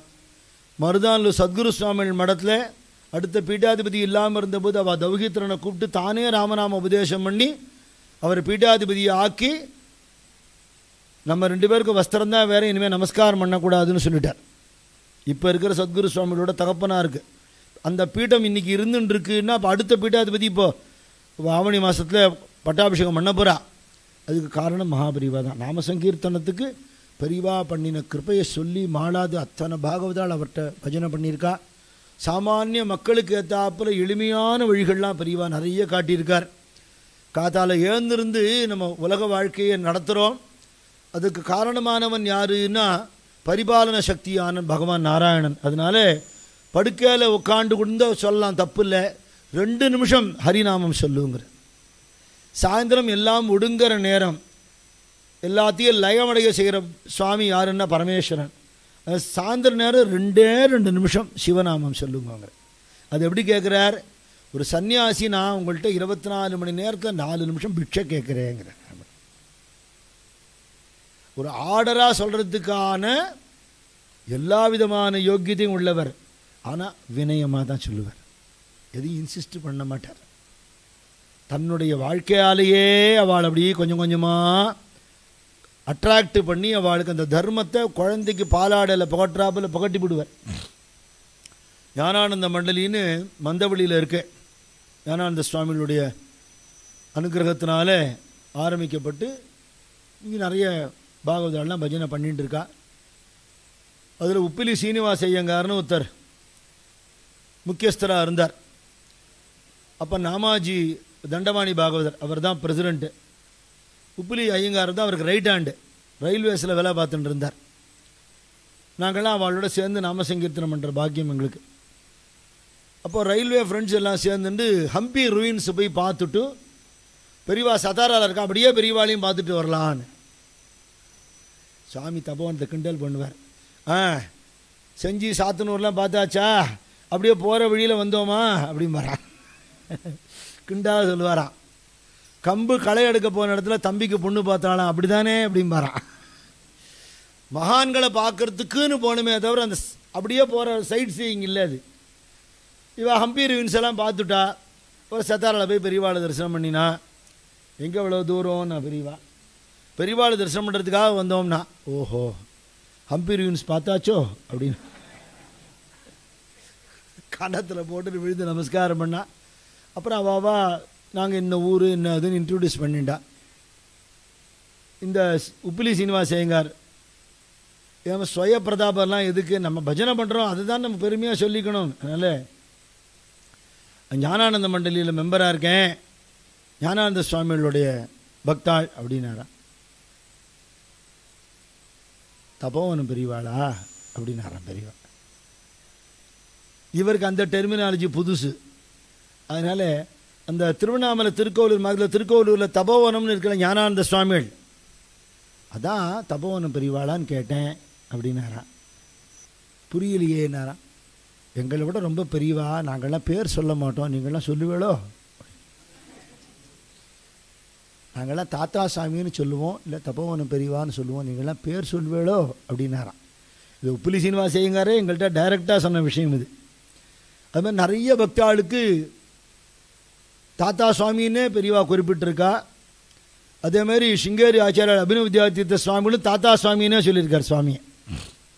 ஆனால் அவரோட வயசோ அவரோட ஞானமோ யாருக்குமே கண்டுபிடிக்க முடியாத ஒரு சமாச்சாரம். ஆனால் அப்படி இருந்தாலும் அத்தனை சௌலபியமாக சுவாமி பழகியிருக்கார். இன்னொரு பக்தர்கிட்ட பெரியவா சொன்னாலாம், வேதவியாசரை பார்த்துருக்கியான்னு கேட்டாலாம். வேதவியாசர் சித்திரப்படத்தில் பார்த்துருக்கோம், விக்கிரகத்தில் பார்த்துருக்கோம், அவரை எங்கே பார்க்கறது, பார்க்கணுமா இப்போ எப்படின்னு புரியலையேன்னு. திருக்கோவிலூர் தபோவனம் போயிட்டு வா, அங்கே ஒரு பெரியவா இருக்கா, அவரை பார்த்தா வேதவியாசரை பார்த்ததுன்னார். பெரியவர் போய் தரிசனம் பண்ணிட்டு வந்திருக்கார். இப்போ போன உடனே காமகோட்டி பெரியவாள் அமிச்சாளான்னு சுவாமியும் கேட்பார். சுவாமியை பொறுத்தவரையில் ஞானி என்ப வழியில் அவருடைய சொந்த வாக்கே இருக்குது. சாட்சாத் ஆதிசங்கர பகவத்பாதாலே காமகோட்டி பெரியவர்கள் ரூபத்தில் சஞ்சரிக்கிறார்கள் என்பது மக்களின் மெய் உணர்வுன்னே போட்டிருக்கார் சுவாமி. மகாபிரிவாளுங்கிறது பகவத்பாதாவோட புனர் அவதாரமேன்னு சொல்கிறார். அப்படி அவள் ரெண்டு பேருக்குள்ளே அப்பேற்பட்ட ஒரு பிரேமை இருந்திருக்குங்கிறது நிறைய பக்தாளோட அனுபவத்தில் தெரிகிறது. இளையாத்தங்குடியில் பெரியவா இருந்த பொழுது தினம் பூஜம் போது அப்போ ஒரு வழக்கம் வச்சுட்டு இருந்திருக்கா. யாராவது ஒரு மகாத்மாவை ஆவாகனம் பண்ணிட்டு, இப்போ ராமாயணம் பண்ணால் ஆஞ்சநேயர் ஆவாகனம் பண்ணுறது இல்லையா பலகால, அது மாதிரி நினச்சிண்டு அன்றைக்கி பூஜை பண்ணுறது. அப்படி இருந்தபோது சுவாமி சட்டுன்னு தான் இருந்த இடத்துல பக்தாள்கிட்ட பேசினே இருந்தவர் பக்கத்தில் ஒரு அறைக்குள்ளே போயிட்டாராம். கொஞ்சம் நேரம் கழித்து மாலையோட கழுத்தில் சந்தன கோமம் நெத்தியில் இட்டுண்டு கழுத்தில் மாலையோடு வந்த உடனே என்ன சுவாமின்னு கேட்டிருக்கா. இளையாத்தங்குடியில் காமகோட்டி பெரியவா நினச்சிண்டா சாமி போயிட்டு வந்து கொடுத்துன்னாராம். அப்போ அங்கே இருந்தவா சில பேருக்கு புதுசாக வந்தவா, அவளுக்கு புரியல. நம்ம கண்ணு முன்னாடி இந்த ஆள் ரூமுக்குள்ளே போயிட்டு வெளியில் வராரியா, அங்கேயே உள்ளுக்குள்ளே ஒரு மாலை இருந்திருக்கோம் கழுத்தில் போட்டு சந்தனம் பண்ணி இளையாத்தங்குடியாவது போயிட்டு வர்றதாவது பொய் சொன்னாலும் பொருந்த சொல்ல வேண்டாமான்னு அவள் மனசுக்குள்ளே ஒரு சம்சயம். அங்கே பெரியவா பூஜை பண்ணிட்டு இருக்கிற இடத்துல ஒரு பெரிய ஆடு வந்திருக்கு. பூஜை பண்ணுற இடத்துல இடைஞ்சலாக வருதுன்னு பொதுவாக கூட்டம் இருந்தால் ஆடு வராது, மீறிண்டு வருது. எல்லோரும் விரட்டுறதுக்கு முயற்சி பண்ணா. பெரியவா ஜாடை காட்டினா வழி விட்டுருங்கன்னு. அந்த ஆடு கிட்ட வந்த உடனே சந்தன குங்குமம் இட்டு கழுத்தில் மாலையெல்லாம் போட்டு நிவேதனம் பண்ணினா. பூஜை முடிஞ்சதுக்கப்புறம் சில பக்தாளுக்கு ஒரு டவுட்டு பெரியவாட்ட கேட்டா. பெரியவா, கஜ பூஜை பார்த்துருக்கோம், கோ பூஜை பார்த்துருக்கோம், அஜ பூஜை பார்த்ததே இல்லை, ஆட்டுக்கு யாரும் பூஜை பண்ண மாட்டாளேன்னு உடனே பெரியவா சொன்னாலாம், அது தபோவனம் பெரியவா வந்திருந்தா அப்படின்னு சொன்னாலாம். அன்னைக்கு பெரியவாளை தரிசனம் பண்ண வந்திருக்கா ஒரு தம்பதி. அவட்ட பெரியவா வந்து அடுத்தது எங்கேன்னா, மெட்ராஸ்லேருந்து வரோம் பெரியவா, மெட்ராஸ் தான் போகிறோம், ஒரு காரியம் பண்ண முடியுமா? என்ன? இங்கேருந்து திருக்கோவிலூர் போயிட்டா அங்கே பக்கத்தில் தபோவனம்னு ஒரு சின்ன கிராமம் இருக்குது, அங்கே ஒரு பெரியவா இருக்கா, அவளை தரிசனம் பண்ணிட்டு போகலான்னார். சரி, சாமி பற்றி ஒன்றும் தெரியாது, எப்படி என்ன ஏதுன்னு விசாரிச்சுட்டா அரகண்டநல்லூர் ஸ்டேஷனில் இறங்கிக்கணும், அங்கேருந்து மாட்டு வண்டியோ குதிரை வண்டியோ கிடச்சா போகணும்னு சொல்லியிருக்கான். இவா ஏதோ ட்ரெயினை பிடிச்சி விழுந்து வாரிண்டு அரகண்டனில் வரும்போது ராத்திரி ஆகிடுது. ஸ்டேஷன் மாஸ்டர் சொன்னாராம், இப்போ வந்து நிற்கிறேளே, இப்போ ஒன்றும் சாதாரண நேரத்துலேயே தபோவனத்துக்கு ஒன்றும் வண்டியெல்லாம் கிடைக்காது, இப்போ வந்திருக்கேளே இந்த நேரத்தில், அதுவும் நீங்கள் ஃபேமிலியோடு வந்திருக்கேள், இருட்டிலெல்லாம் போகிறது வந்து அவ்வளோ தூரம் பாதுகாப்பு இல்லை, ஒன்று வேணால் பண்ணலாம், ஸ்டேஷன் மாஸ்டர் ரூம் இருக்கு இல்லையோ, நான் வெளியில் உட்காந்துக்கிறேன், நீங்களும் கூட பேசியிருக்கோம், உங்கள் காற்று மாமி உடனே உள்ளே படுத்துக்கிட்டோம், ராத்திரி பொழுது கழிச்சிருவோம், காத்தால் எழுந்து போங்கன்னாரான். சத்து கழிச்சு பார்த்தா சுவாமி அனுப்பிச்சு ஒரு பக்தர் வந்து நமஸ்காரம் பண்ணார். ஒரு தம்பதி இளையாத்தங்குடியிலேருந்து வருவான்னு சுவாமி கூட்டின்னு வர சொன்னார். ஸ்டேஷன் மாஸ்டர் சொன்னாரா, இதெல்லாம் அங்கே சாதாரணமாக நடக்கும், போயிட்டு வாங்க அப்படின்னா. அப்புறம் இங்கே போன உடனே சுவாமி வந்து தானே வாசல் நின்று வரவேற்பார், தானே லாந்தரை வச்சுட்டு நிற்பார், அவளுக்கு தங்கறதுக்கு அறையெல்லாம் கொடுத்து காத்தால பேசிக்கலான்னாரான். காத்தால பூஜையெல்லாம் ஆன உடனேயே நம்ம எங்கேருந்து வரோம், இளையாத்தங்குடியிலேருந்து வரோம், ஏதாவது விசேஷம் உண்டா? ஆமாம், அங்கே பூஜை நடந்தபோது ஒரு ஆடு வந்தது, அப்புறம் அந்த ஆட்டுக்கு பெரியவா பூஜை பண்ணினா, எல்லோரும் கேட்டால் இது என்ன புதுசாக இருக்கேன்னா, நீங்கள் தான் வந்தேன்னு சொன்னார் அப்படின்னு சொன்ன உடனே இந்த சந்தேகப்பட்டவளை பார்த்து சிரிச்சாரான் சுவாமி. அவன் பின்னாடியே நிற்கிறா, பக்கத்தில் இருந்துட்டு இளையாத்தங்குடி போயிட்டு வந்தான்னு சொல்கிறாரு அப்படின்னு சொல்லிட்டு. அதே மாதிரி சுவாமி கூடவே இருந்து உடம்பு முடியாத ஒரு பையனோட இருந்த ஒரு அம்மா, ஒரு வைஷ்ணவ அவளும் இங்கேயே இருக்கணும் அப்படின்னு விட்டார் சுவாமி, இந்த இடத்த விட்டு போகப்படாது அப்படின்னு சொல்லிட்டார். எது வரலன்னு தெரியலையோ இல்லையோ, இப்போ நம்ம பொதுவாகவே ஒரு கோவிலுக்கு போகிறோம், மகானை பார்க்குறோம்னா ஏதோ ஒரு அனுஷ்டானம் பண்ணுறோம், ஒரு ஜபம் பண்ணுறோம், ஒரு பாராயணம் பண்ணுறோம், ஒன்று சுவிட்சு போட்டவுடனே லைட் எறிகிறாப்பில் பலன் எதிர்பார்க்குறோம், அது ரொம்ப தப்பு. யோகிராம் சுரத்குமார் சுவாமி சொல்கிறார், நீ போட்ட விதை தான், நீ தான் தண்ணி விட்டுருக்க, அது என்றைக்கு பூக்குமோ அன்றைக்கி தான் பூக்கும். நான் தான் நட்டிருக்கேன், இன்றைக்கி பூக்கணும், நாளைக்கு காய் வரணும்னு வராது, பருவம் வந்தால் பூக்கும் பர் சுவாமி. நம்ம பண்ணுற சாதனைகளுக்கெல்லாம் பலன் உண்டு, விஷ்ணு சாஸ்திரநாமம் சொன்னால் பலன் உண்டு, குரு பாதுகா ஆராதனை பண்ணால் உண்டு, எப்போன்னு தெரியாது, ஏன்னா அதுக்கு என்ன இடைஞ்சலோ நம்மளோட கர்மா நமக்கு தெரியாது. பொறுமையாக இருந்துகிட்டே இருந்தால் நிச்சயமாக அது பழுதாகாமல் ஒரு நாள் நடக்கும் இல்லையா? அந்த நம்பிக்கை நமக்கு உறுதியாக வேணும். நான் பண்ணிவிட்டேன், எனக்கு உடனே பலன் கிடைக்கலன்னா ஏமாந்து போக வேண்டிதான் இல்லையா? மகான்கள்கிட்ட போகிறோம் அப்படின்னா அவள் நமக்கு அனுகிரகம் பண்ணிவிடுறா. துக்காராம் மகாராஜ் சொல்கிறார், அப்பனா சாரிக்கே கருத்தி தற்காலங்கிறார், இம்மீடியட்டாக அனுகிரகம் பண்ணியாச்சுங்கிறார். எனக்கு ஒன்றும் தெரியலையேப்பா அப்படின்னு சொல்ல முடியும், நானே இத்தனை வருஷமாக போகிறேன், ஒன்றும் தெரியலையேன்னா அதுக்கு என்ன ஆன்சர்னா, பிள்ளையோடைய பிறந்த நாளுக்கு அப்பா வந்து 10 லட்ச ரூபா கொடுக்கணும்னு நினச்சார். பையன் சின்ன பையன், அவனுக்கு இப்போ 10 லட்ச ரூபா கொடுக்க முடியுமா? என்ன பண்ணார், எஃப்டி போட்டு விட்டார் அவன் பேரில். அன்றைக்கே போட்டாச்சு, அது அவனோட பணம் தான், மெச்சூரிட்டி ஆகும்போது கையில் கிடைக்கும் இல்லையா? அப்படி அனுபவங்கிறது எப்போ ஏற்படும்னா நமக்கு அந்த உரிய பக்குவமான காலம் வரும்போது ஏற்படுமே தவிர அவசரப்பட்டால் நமக்கு பலன் கிடைக்காது இல்லையா? அப்படி மகாபெரிவாளும் தபோவன சுவாமிகளும் பக்தாளுக்கு நிறைய அனுகிரகம் பண்ணியிருக்கா. இந்த மாலா கிருஷ்ண சுவாமிங்கிற மாமி உடம்பு முடியாத பையனை வச்சுருக்கா, இங்கேயே இருன்னு விட்டார் சுவாமி. இருன்னா குணமாகலையேன்னு வருத்தம் இருக்குது, ஆனால் தபோவனத்தை விட்டு போகிறதுக்கு மனசு வரல. ஆஃபீஸில் வேலை பார்த்துட்டுருக்கேன் சுவாமி, போலீஸ் டிபார்ட்மெண்ட்டில் லீவு போட்டுகிட்டே இருக்க முடியாது. சுவாமி சொன்னாராம், நம்ம கேஷுவல் லீவ் போட்டால் பிரச்சனை வரும், ஏர்ன் லீவ் போடுவோம்னாராம். எவ்வளோலாம் தெரிஞ்சு வச்சுருக்கார் அவர். சரி, அந்த மாதிரி லீவ் போட்டு இருந்தா 1973 எண்டு மாமா ஏதோ ஒரு விஷயமா மெட்ராஸ் போகணும்னார். சுவாமி உத்தரவு கொடுக்கல, மீறி கிளம்பி போனார். ஆக்சிடெண்ட் ஆகி படுத்து பிடிக்க ஆகிட்டார். ஆக்சிடெண்ட் ஆனதுனால குழந்தையும் தூக்கிண்டு மாமி சென்னைக்கு வந்துட்டா. அவள் திரும்பி வரத்துக்குள்ளே சுவாமி சமாதி ஆகிட்டார். 1974 ஜனவரி 7 மகா சமாதி ஆகிட்டார். இப்போ மாமிக்கு ரொம்ப வருத்தம், அச்சோ சுவாமி நான் இந்த குழந்தைய காப்பாற்றுறேன்னு சொன்னார், சாமி கிளம்பிட்டாரே அப்படின்னு வருத்தம். இங்கேருந்து போகப்படாதுன்னு சொல்லியிருந்தா மீறி எடுத்துன்னு வந்துட்டோமே.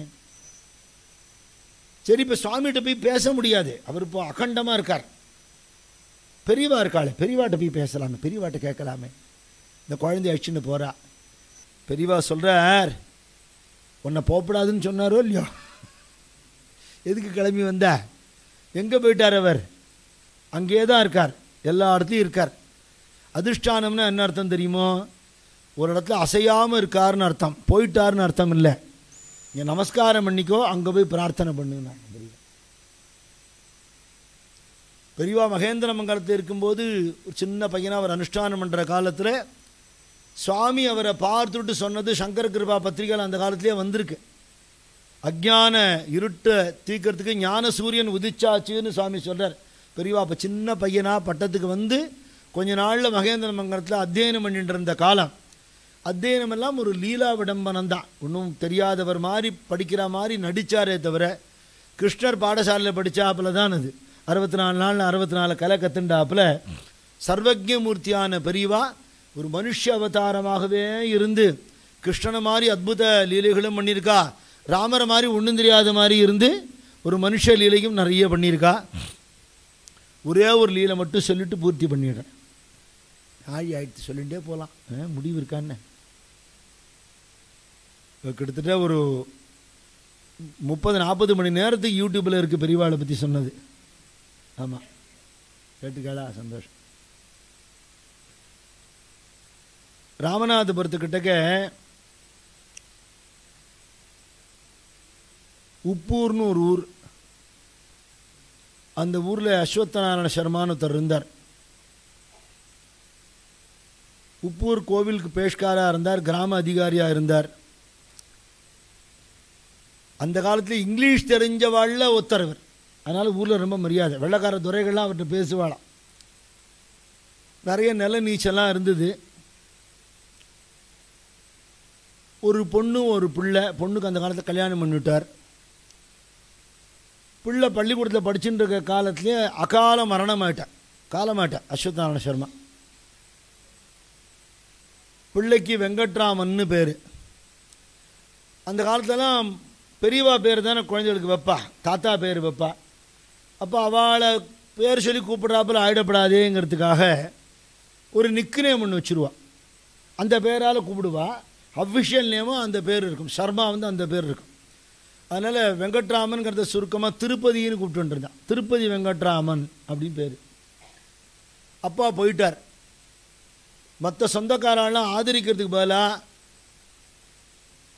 படிப்பறிவு இல்லாத இவ அம்மாவை கை நாட்டு வாங்கிட்டு பேப்பரில் எல்லா சொத்தையும் கபடிகாரம் பண்ணிவிட்டான்.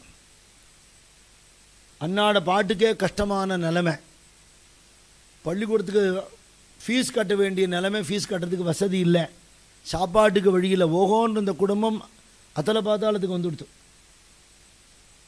அப்போது தேவகோட்டையில் ஏவிஎம் ஸ்டூடியோ இருந்தது. அங்கே ஏதோ ஷூட்டிங் நடக்கிறதுன்னு வேடிக்கை பார்க்கறதுக்கு இவர் போயிருக்கார், திருப்பதி வெங்கட்ராமையர். சின்ன பையன் அப்போ, அவர் இளைஞன். மெய்யப்ப செட்டியார் அங்கே வந்திருக்கார்.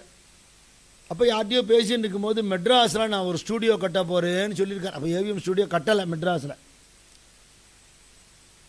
அப்போ இவர் வந்து எனக்கு ஒரு வேலை கிடச்சா தேவையில்லையேன்னு அவர்கிட்ட போய் கேட்டிருக்கேன். நான் ரொம்ப கஷ்டப்படுறேன், எனக்கு வேலை கொடுங்கன்னு.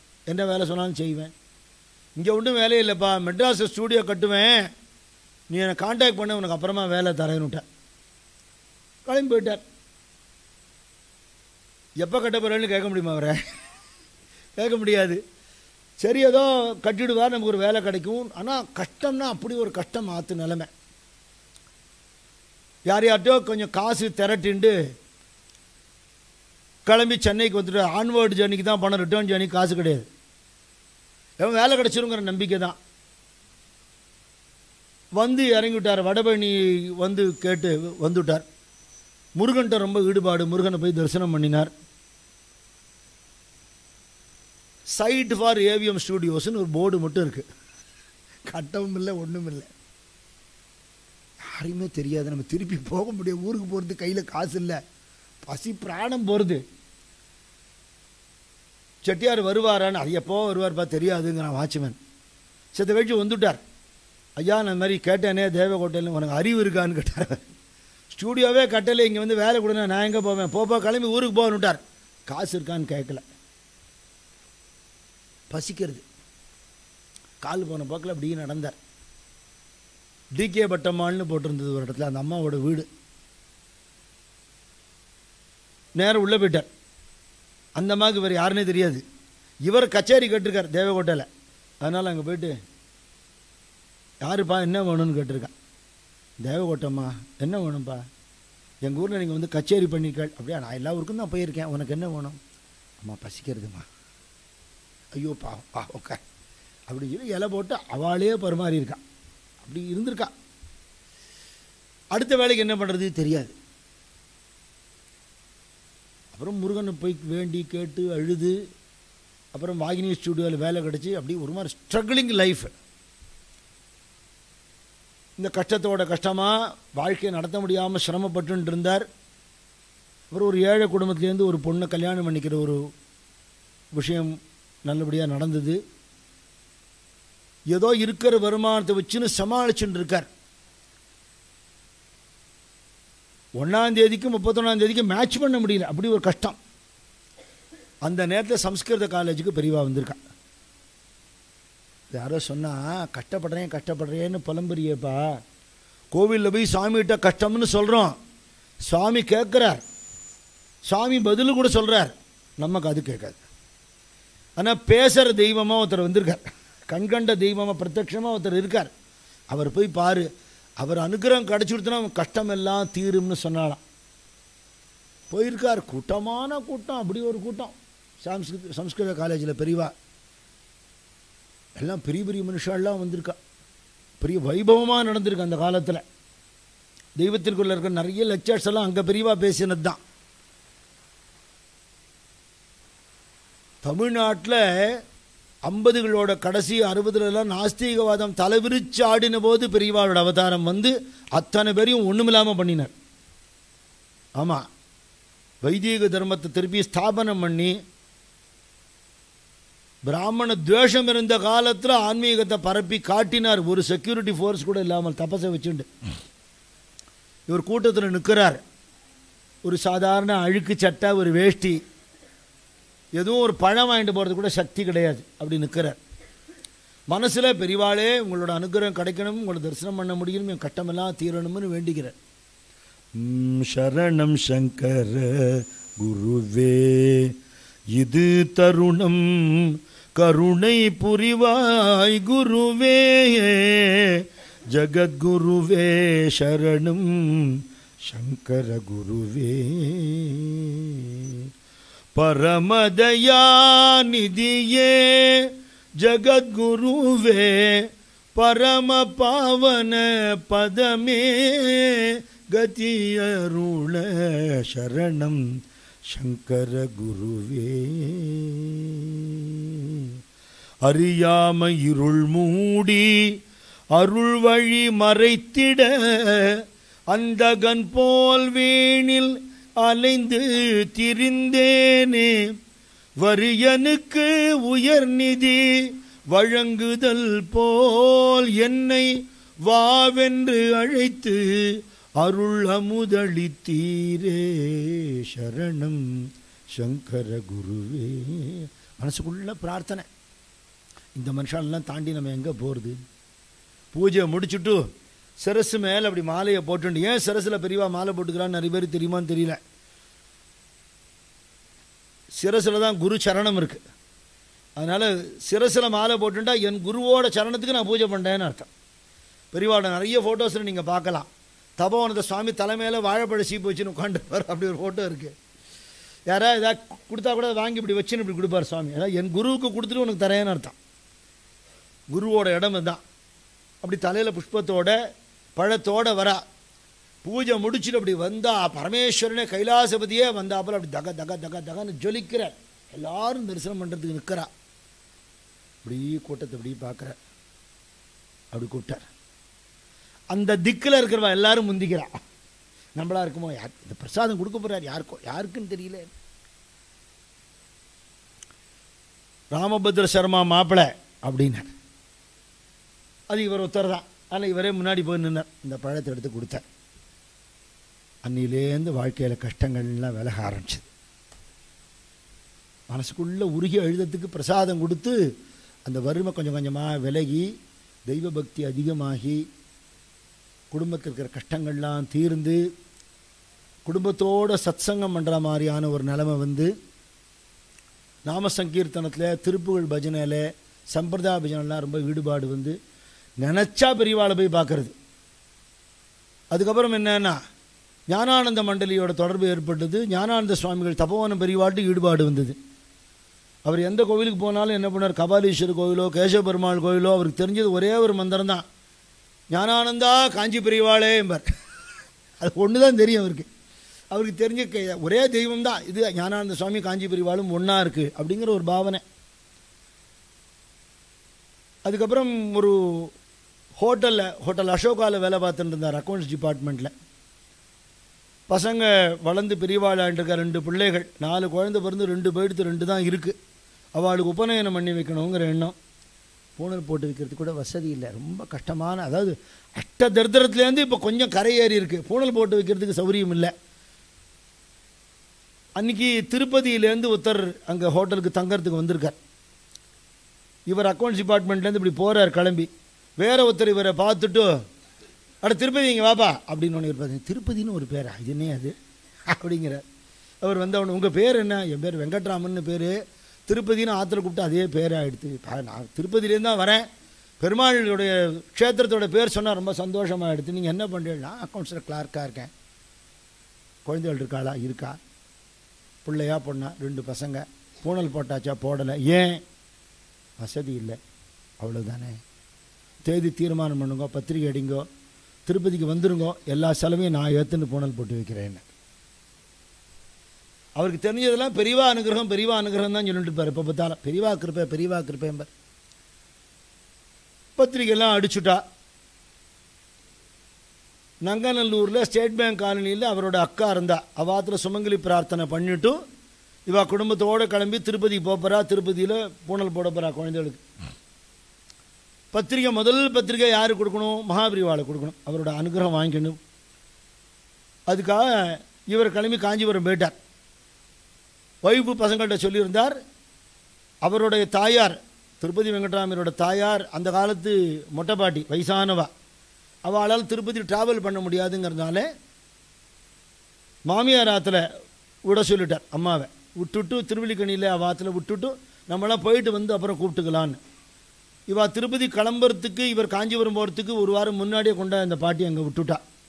ஊருக்கு கிளம்புறதுக்கு முன்னாடி இந்த பாட்டியை பார்த்துட்டு நங்கநல்லூர் வந்து சுமங்கலி பிரார்த்தனை முடிச்சுட்டு போகணும், இதுதான் பிளான். இவர், நான் பெரியவாளை தரிசனம் பண்ணிட்டு நான் வந்துடுறேன் அப்படின்னுட்டேன். இங்கேருந்து இவள் கிளம்பி திருவல்லிக்கணிக்கு போகிறா. பசங்களை அழிச்சுட்டு காய்கறி இருக்கின்ற இந்த பாட்டி கீழே விழுந்து இந்த இடத்துல மண்டையில் அடிபட்டு பிளட் வெசல் உடஞ்சி போயிடுத்து, நுர தள்ளிடுத்து.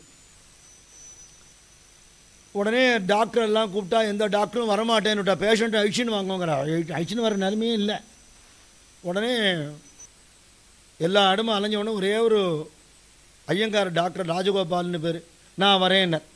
வந்து பார்த்தார், டெஸ்ட் பண்ணார். மாமி பந்துக்களுக்கெல்லாம் சொல்லிவிடுங்கோ, தலைமாட்டை விளக்கேற்றி வச்சுருங்கோ, காதில் விடுறாப்பில் நாமாவளியெல்லாம் சொல்லுங்கோ, சம்ஸ்காரம் உள்ள டாக்டர் அவர் அப்படின்னு சொல்லிட்டு போயிட்டேன். ஃபீஸுன்னு அதெல்லாம் ஒன்றும் வேண்டாம் அப்படின்னுட்டேன். எல்லாம் மேட்ரு ஆஃப் அவர்ஸ். இவாளுக்கு யார் இருக்கா? எங்கள் ஆத்துக்காரர் பிள்ளை இருக்கா. எங்கே? காஞ்சிபுரம் பெரியவாளை போயிருக்க. சரி, அவர் வரட்டும், வந்து அவர் காரியங்களை பார்த்துக்கிட்டு விளக்கேற்றி வச்சுருங்கோன்ட்டேன்.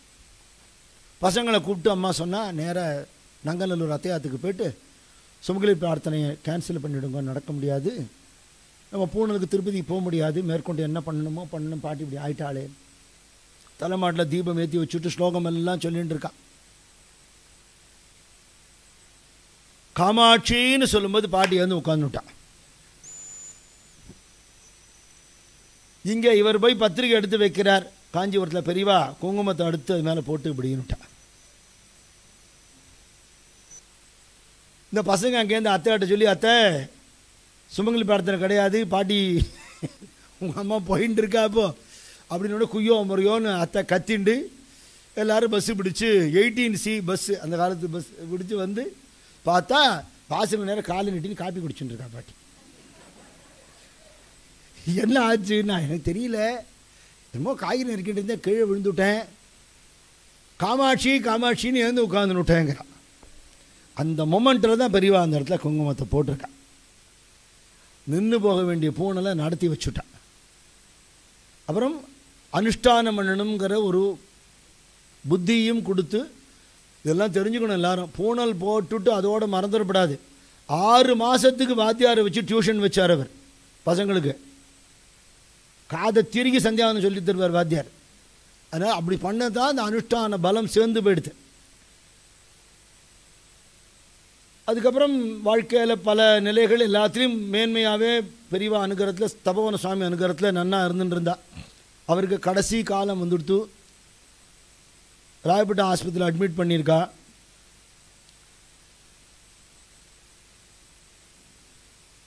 சொந்தக்காரால் யாரையும் அடையாளம் தெரியல. நான் யார் சொல்லுங்கோன்னா ஒருத்தரையும் தெரியல. அப்படி படுத்துன்னு கண்ணை முழிச்சு பார்த்துன்னு படுத்துன்னு இருக்கேன். திடீர்னு ஏந்துக்க ட்ரை பண்ணார். பிள்ளை வந்து அப்பா ஏந்திருக்காதீங்கப்பா, ட்ரிப்ஸு போட்டிருக்கா, ஏந்துனால பிச்சுன்னு விடும்னா. சும்மாறா, பெரியவா வந்து நிற்கிறா, தீர்த்தம் கொடுக்குறதுக்கு வந்திருக்கா, நான் படுத்துன்னு கூட மரியாதையே இல்லை அப்படிங்கிற. அப்பா ராயப்பேட்டை ஆஸ்பத்திரியில் இருக்கோம்ப்பா, பெரியவாள்லாம் இங்கே இல்லைங்கிறா. டேய் நிற்கிறாரா, தீர்த்தம் கொடுக்குறதுக்கு வந்திருக்கா, பெரியவா வந்திருக்கா, பெரியவா வந்திருக்காங்கிறா. அவருக்கு தரிசனம் ஆகிருக்கு.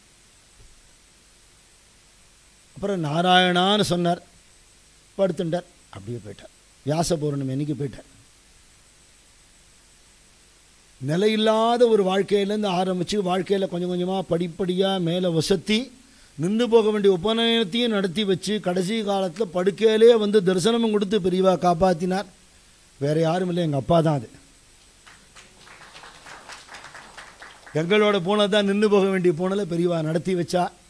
அந்த அனுகிரகத்தில் தான் இன்றைக்கும் நாங்கள் நாமசங்கீர்த்தனம் பண்ணிட்டு இருக்கோம். நல்ல விஷயங்கள் 4 கேட்கவோ சொல்லவோ, ஞானானந்த சத்குருவோட பாதுகா மண்டபம் கட்டக்கூடிய ஒரு கைங்கரியம் பண்ணவோ, எல்லாத்துக்கும் மூலம் வந்து பெரியவாளோட அந்த கிருப்பை.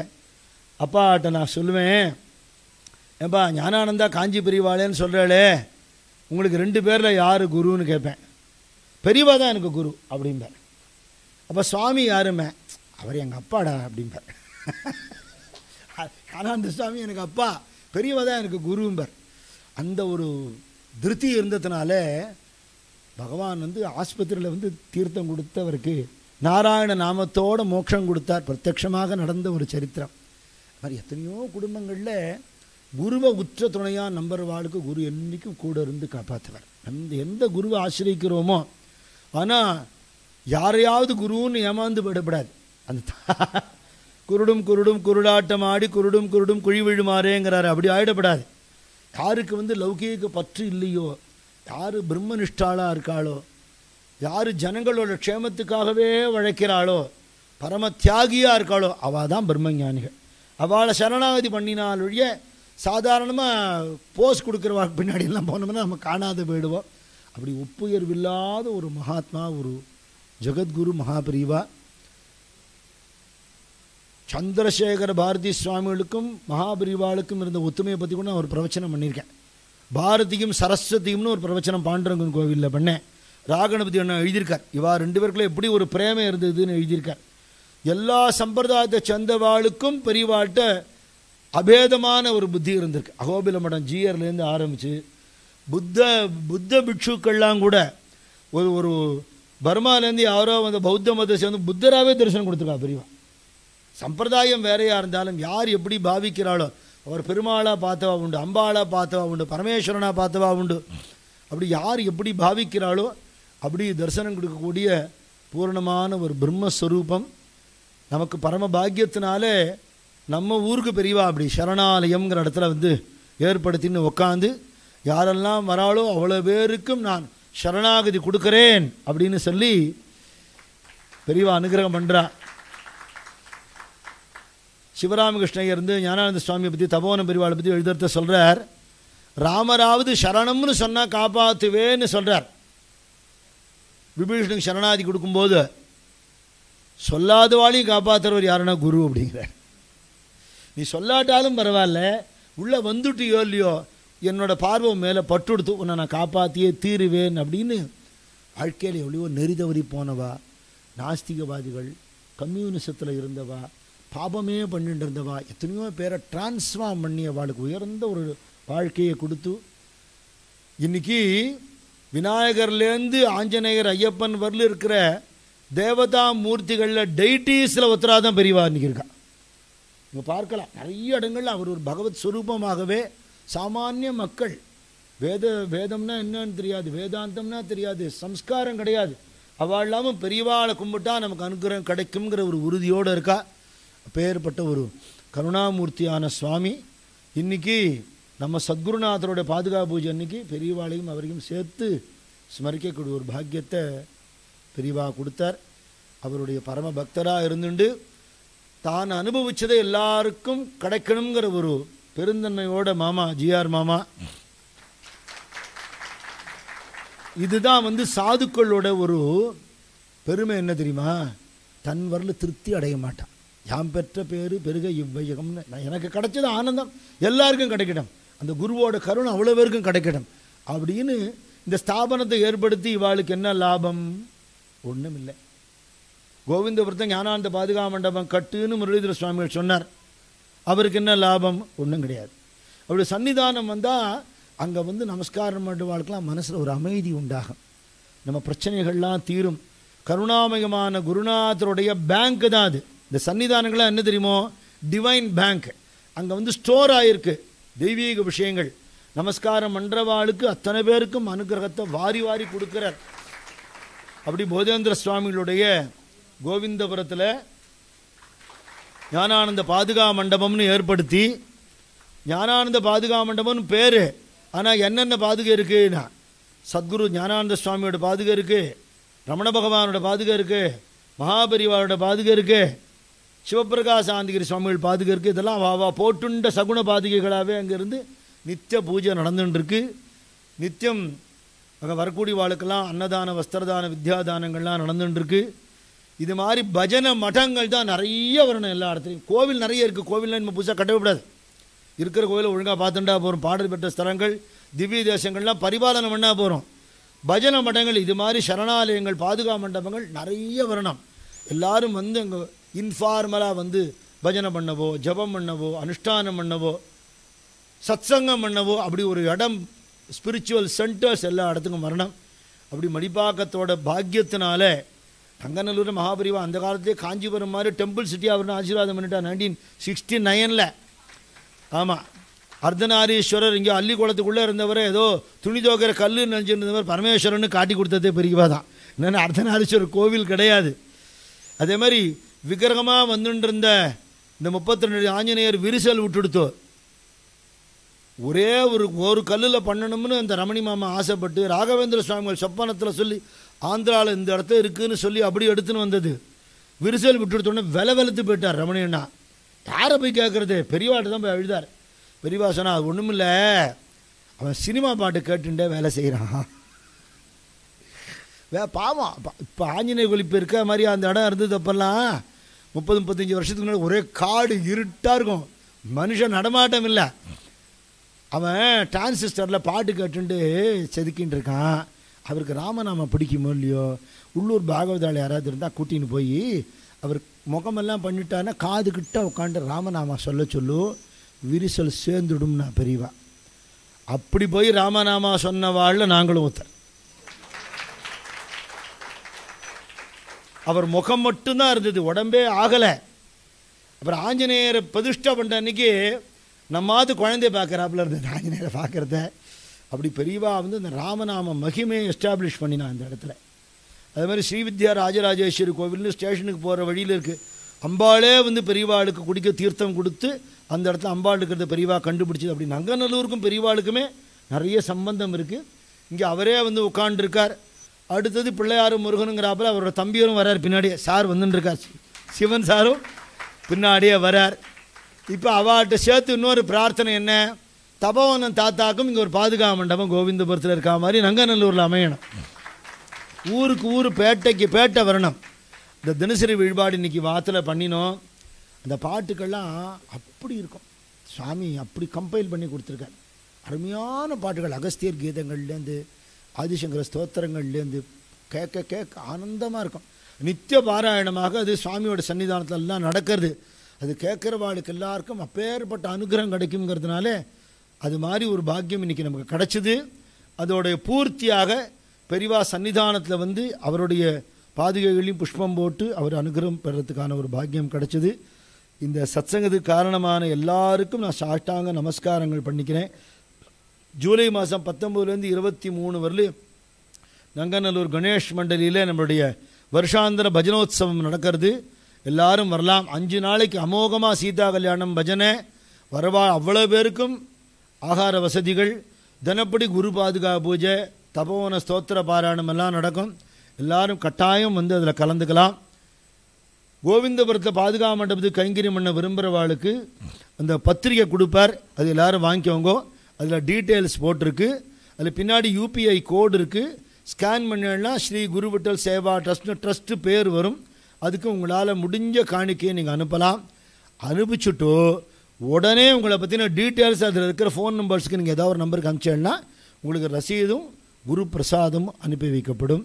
கும்பகோணம் பக்கம் வந்தேன்னா அவசியம் கோவிந்தபுரத்துக்கு வந்து தரிசனம் பண்ணுங்கோ. இங்கே இருக்கிறவாள்லாம் இந்த சரணாலயத்தை எவ்வளோ முடியுமோ நம்ம பயன்படுத்திக்கணும் இல்லையா? நமக்கு எதுக்காக பண்ணி கொடுத்துருக்கா, நம்ம பயன்படுத்திக்கணும். இதை இங்கே வந்து பெரியவாவோட அனுகிரகத்துக்கு பாத்திரமாகி அவருக்கு சம்மதமான வாழ்க்கை வாழணும். சும்மா படத்தை வச்சு பூ போடுறது வழிபாடு இல்லை இல்லையா? வழிபாடுனாலே என்ன அர்த்தம்? டு ஃபாலோ தி பிரின்சிபிள்னு அர்த்தம். அதனால் பெரியவா என்ன சொன்னாலோ என்ன முடியுமோ இல்லையா, அனுஷ்டானம் பண்ண சொன்னால் பண்ணுவோம், நாமா சொல்ல சொன்னால் சொல்லுவோம், 4 பேருக்கு நல்லது பண்ணுன்னு சொன்னால் பண்ணுவோம் இல்லையா? அதனால் அப்படி ஒரு வாழ்க்கையே நமக்கு பெரியவா அமைச்சு கொடுக்கணும்னு அவரோட சரணாரவிந்தத்தை பிரார்த்தனை பண்ணிட்டு சத்சங்கத்தை பூர்த்தி பண்ணிக்கிறேன். சத்குருநாத மகாராஜ் கி ஜெய்.